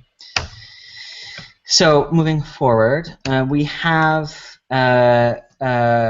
2 models that we've constructed. One is the RRS model, and this will be the model for all of the replacement and reduction solutions. And then there's the biosequestration model. And these are very different models, and they're different because their biosequestration is its own thing that requires many different kinds of parameters and consideration. So the models are going to be very, very different. I don't believe any fellow will be working on any more than one solution that crosses over different models. So that's good. But the models we've constructed will essentially compare a business as usual scenario, which you all are familiar with what we've called the optimistically plausible scenario. Now, what does this mean, optimistically plausible? Well, we want to be optimistic. We want to push the envelope forward. We don't want to, as Paul has described, our pants aren't on fire, but they're sort of smoldering. We need to move forward at a faster, more accelerated rate than we are necessarily continuing now. So this is the optimistic part. But the plausible thing is really meant to ground our scenario. It is. Hold on 1 second.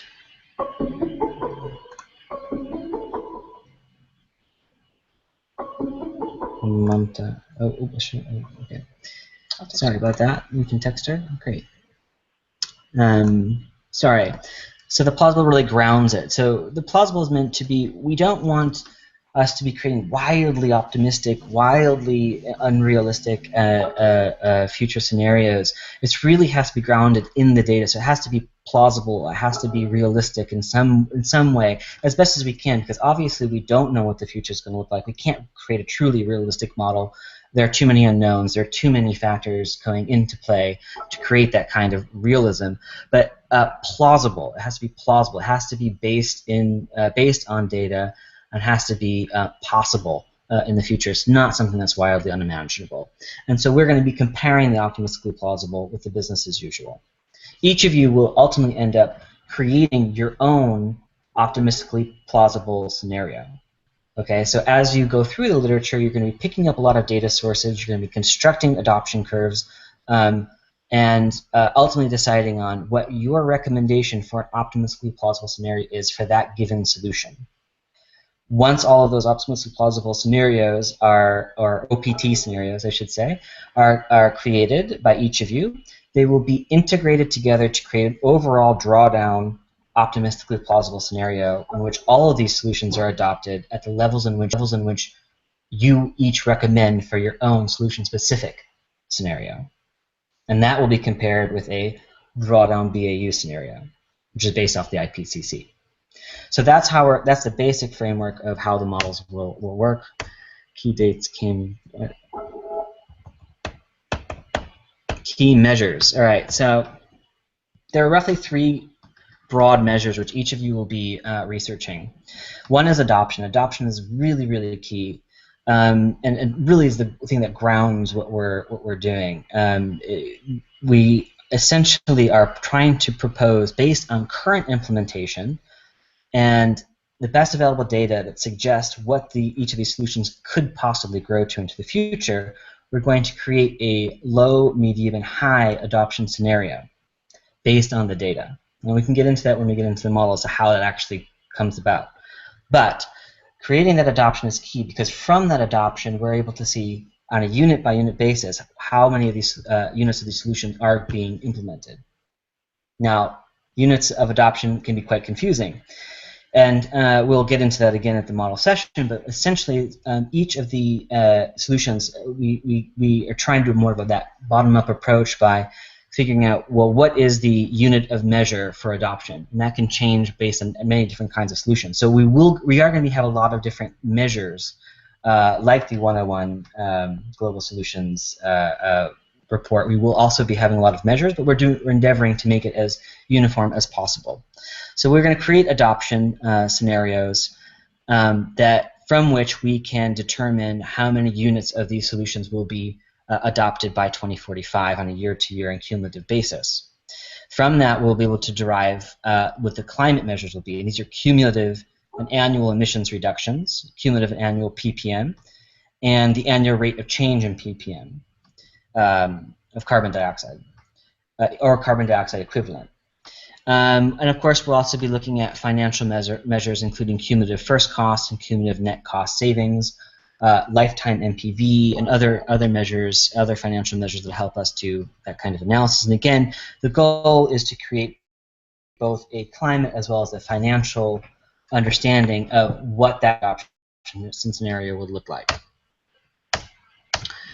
Now, general assumptions. Now, we have our own set of general assumptions, and part of the reason we have to have them is because we're essentially doing this research in a relatively short amount of time, and we need to make, first of all, we need to make assumptions in order to move forward. Otherwise, we would be doing this research forever. But in order to get something ready in time, we are making sort of really broad general assumptions about things like infrastructure and price and other things. So first of all is infrastructure. We assume that all infrastructure is already been implemented globally in order to adopt these solutions at the global scale. Now, obviously, this is a very gross generalization. There's going to be a lot of capital costs that are required to build up infrastructure to allow that to happen. But we assume that all infrastructure is there already, and so it is ultimately embedded in the price to the consumer, price to the agent. We assume that policies are already in place. So we understand, of course, that in order to move many of these solutions forward requires significant policy changes at the local, national, regional, and in some cases, I suppose, the international level. And we understand that is required. However, in order to get anything move the research forward, we have to make the assumption that all of these policies are in place. Now, really, the goal of this is it's actually just so we can see what the full impact of the solutions will be within the 30-year time period, if policy is already there. We assume that the price on carbon, there's no price on carbon, so it's excluded from the analysis. Again, this isn't necessarily to say that we don't think that there should be a price on carbon or that there will be a price on carbon. It's just that due to the uncertainty around the price, we feel that it's best to leave it out. And in fact, we still will ultimately probably include a price on carbon in some analyses, but just won't be published in the book. But in terms of, of your research, price on carbon is assumed to be excluded.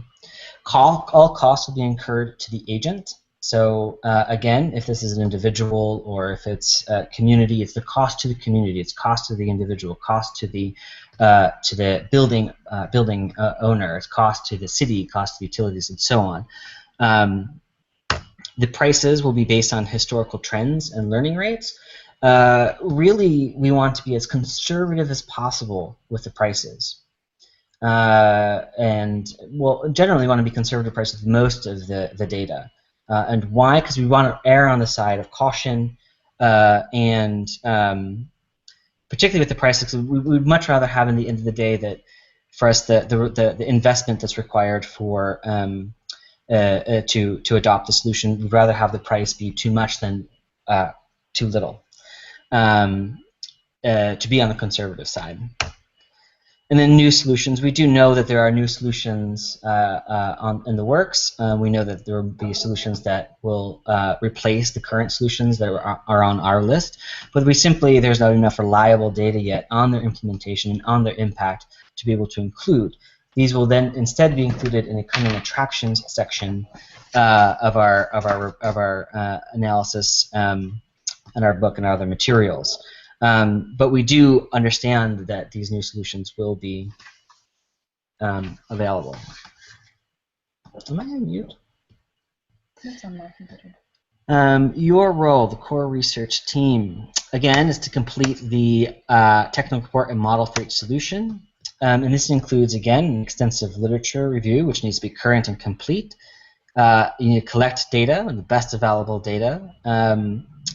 Construct a model, and again, building off the template and getting those key measures and impacts that we've described. Results, presenting the results in a table and graph format, and a discussion section where you will analyze these results. Now, an additional piece, which is optional for research fellows, but is a requirement for junior fellows, is to write up a policy memo. And this is because you're making the assumption that all policy is already in place.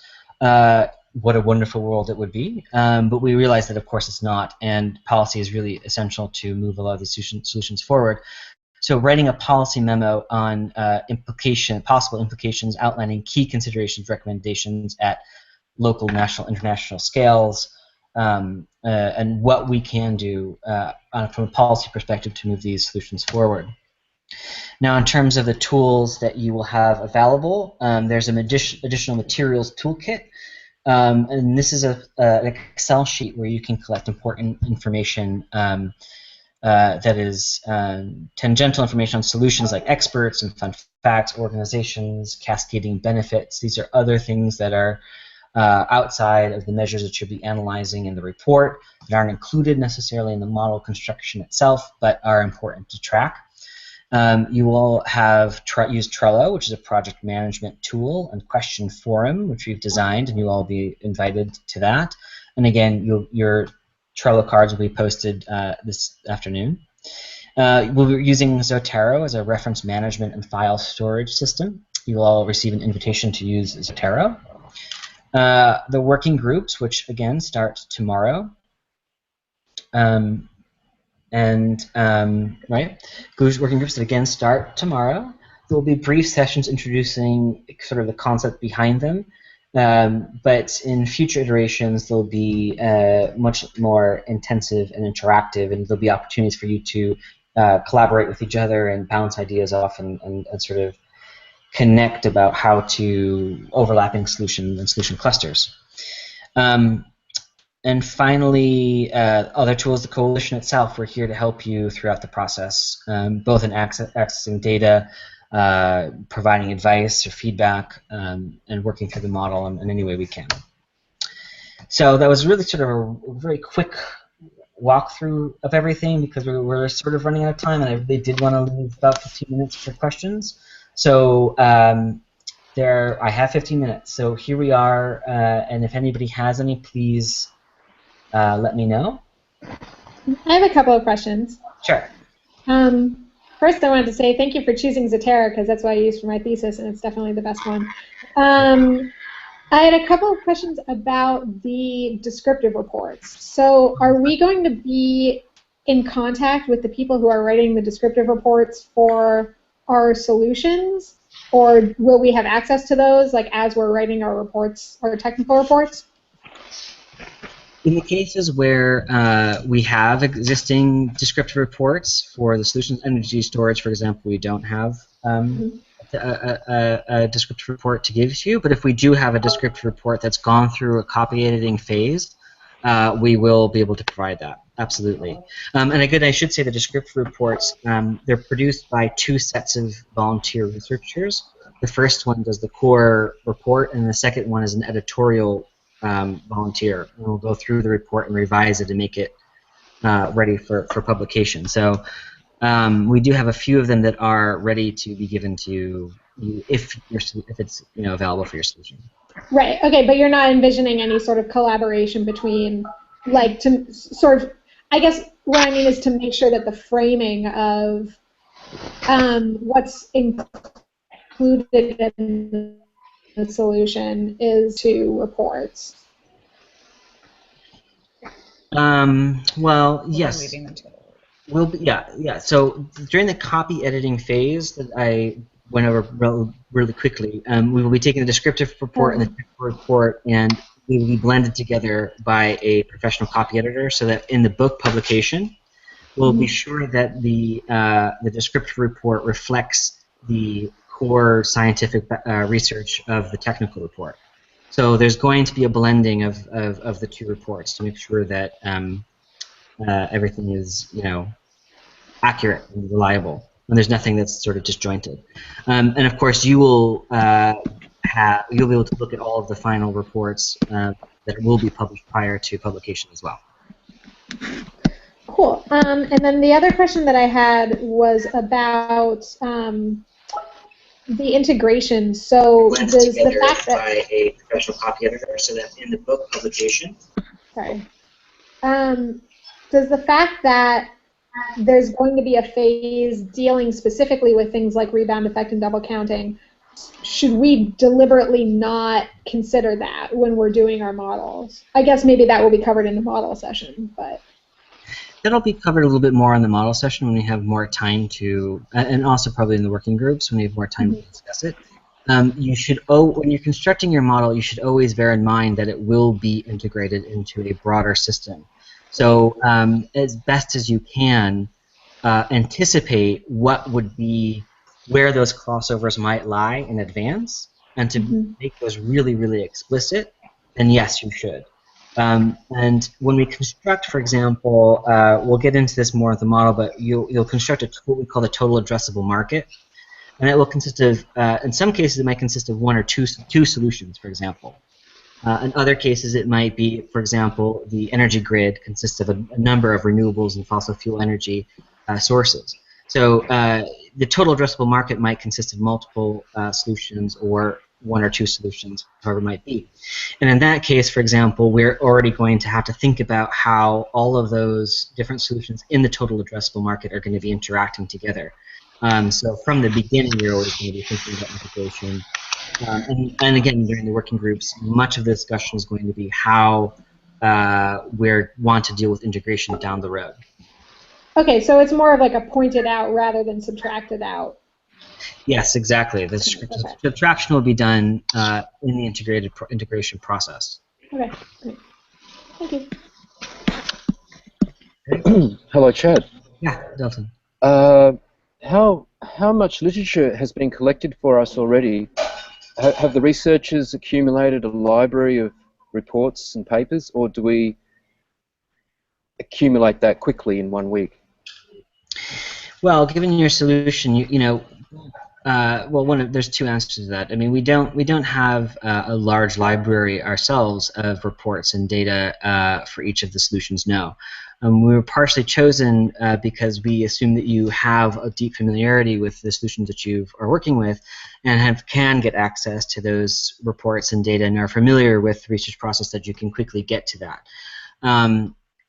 So we do not collect, we do not have literature necessarily for each of the solutions. We have gone through a first fellowship period of 13 different fellows working on 27 solutions, and so obviously all of their sources that they've collected for their solutions and the data sets that are collected for their solutions are all available on Zotero for you to use and access. Yes. Okay. Oh, okay. There for you to access, and more broadly, if you are running across reports, for example, or data that is behind a wall or that you can't get access to, that is what we're here for. We're here to help you get access to those materials. You can also be using your working groups and your fellows who have access to university libraries and oftentimes can get access to the data and reports that you need. So yes, we are expecting you to have some familiarity with reports, with the reports and the literature behind these solutions, and to be able to quickly get access to data sources. Now, there are some pointers, some tips in the research guidelines that I've put in there to help you get started. There's a great website called Climate Works, I believe. There's the link is on the research guidelines that I just sent you. And that is probably a first place to start. Many of the solutions that we are working on are either on there or a solution or a related solution is on that website. And it actually provides a really good first step of the almost everything that we're going to be going over in the technical report itself. Including, which we can get into another time, I suppose, because we're running out of time today. But going first to that ClimateWorks link, you'll be able to sort of see getting a very good starting point for from a lot of the solutions. But yeah, we don't actually have a tremendous amount library available for every solution. Okay, thanks. Yeah.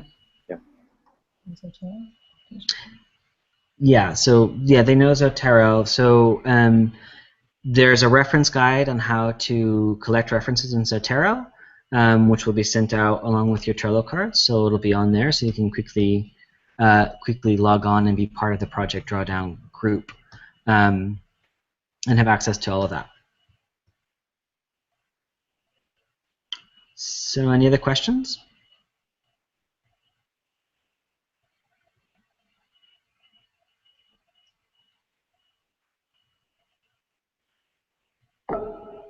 Okay.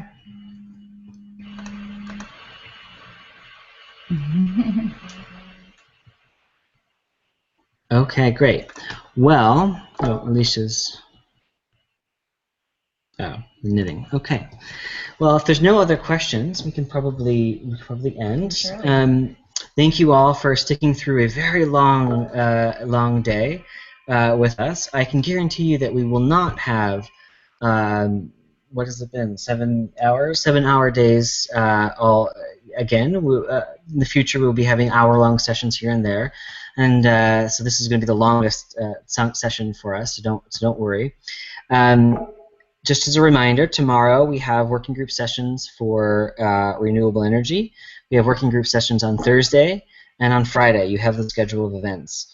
On Monday, we have working group for population, and we have our first Lunch and Learn with Malcolm Potts, which you all should be attending.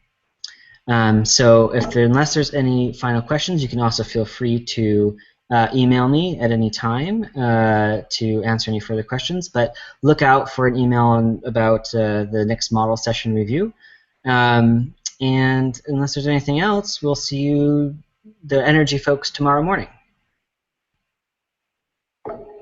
Great. All right. Thank you, everyone. Cheers. Thank you, Chad. Thanks, Amanda. Bye, everybody. Thanks.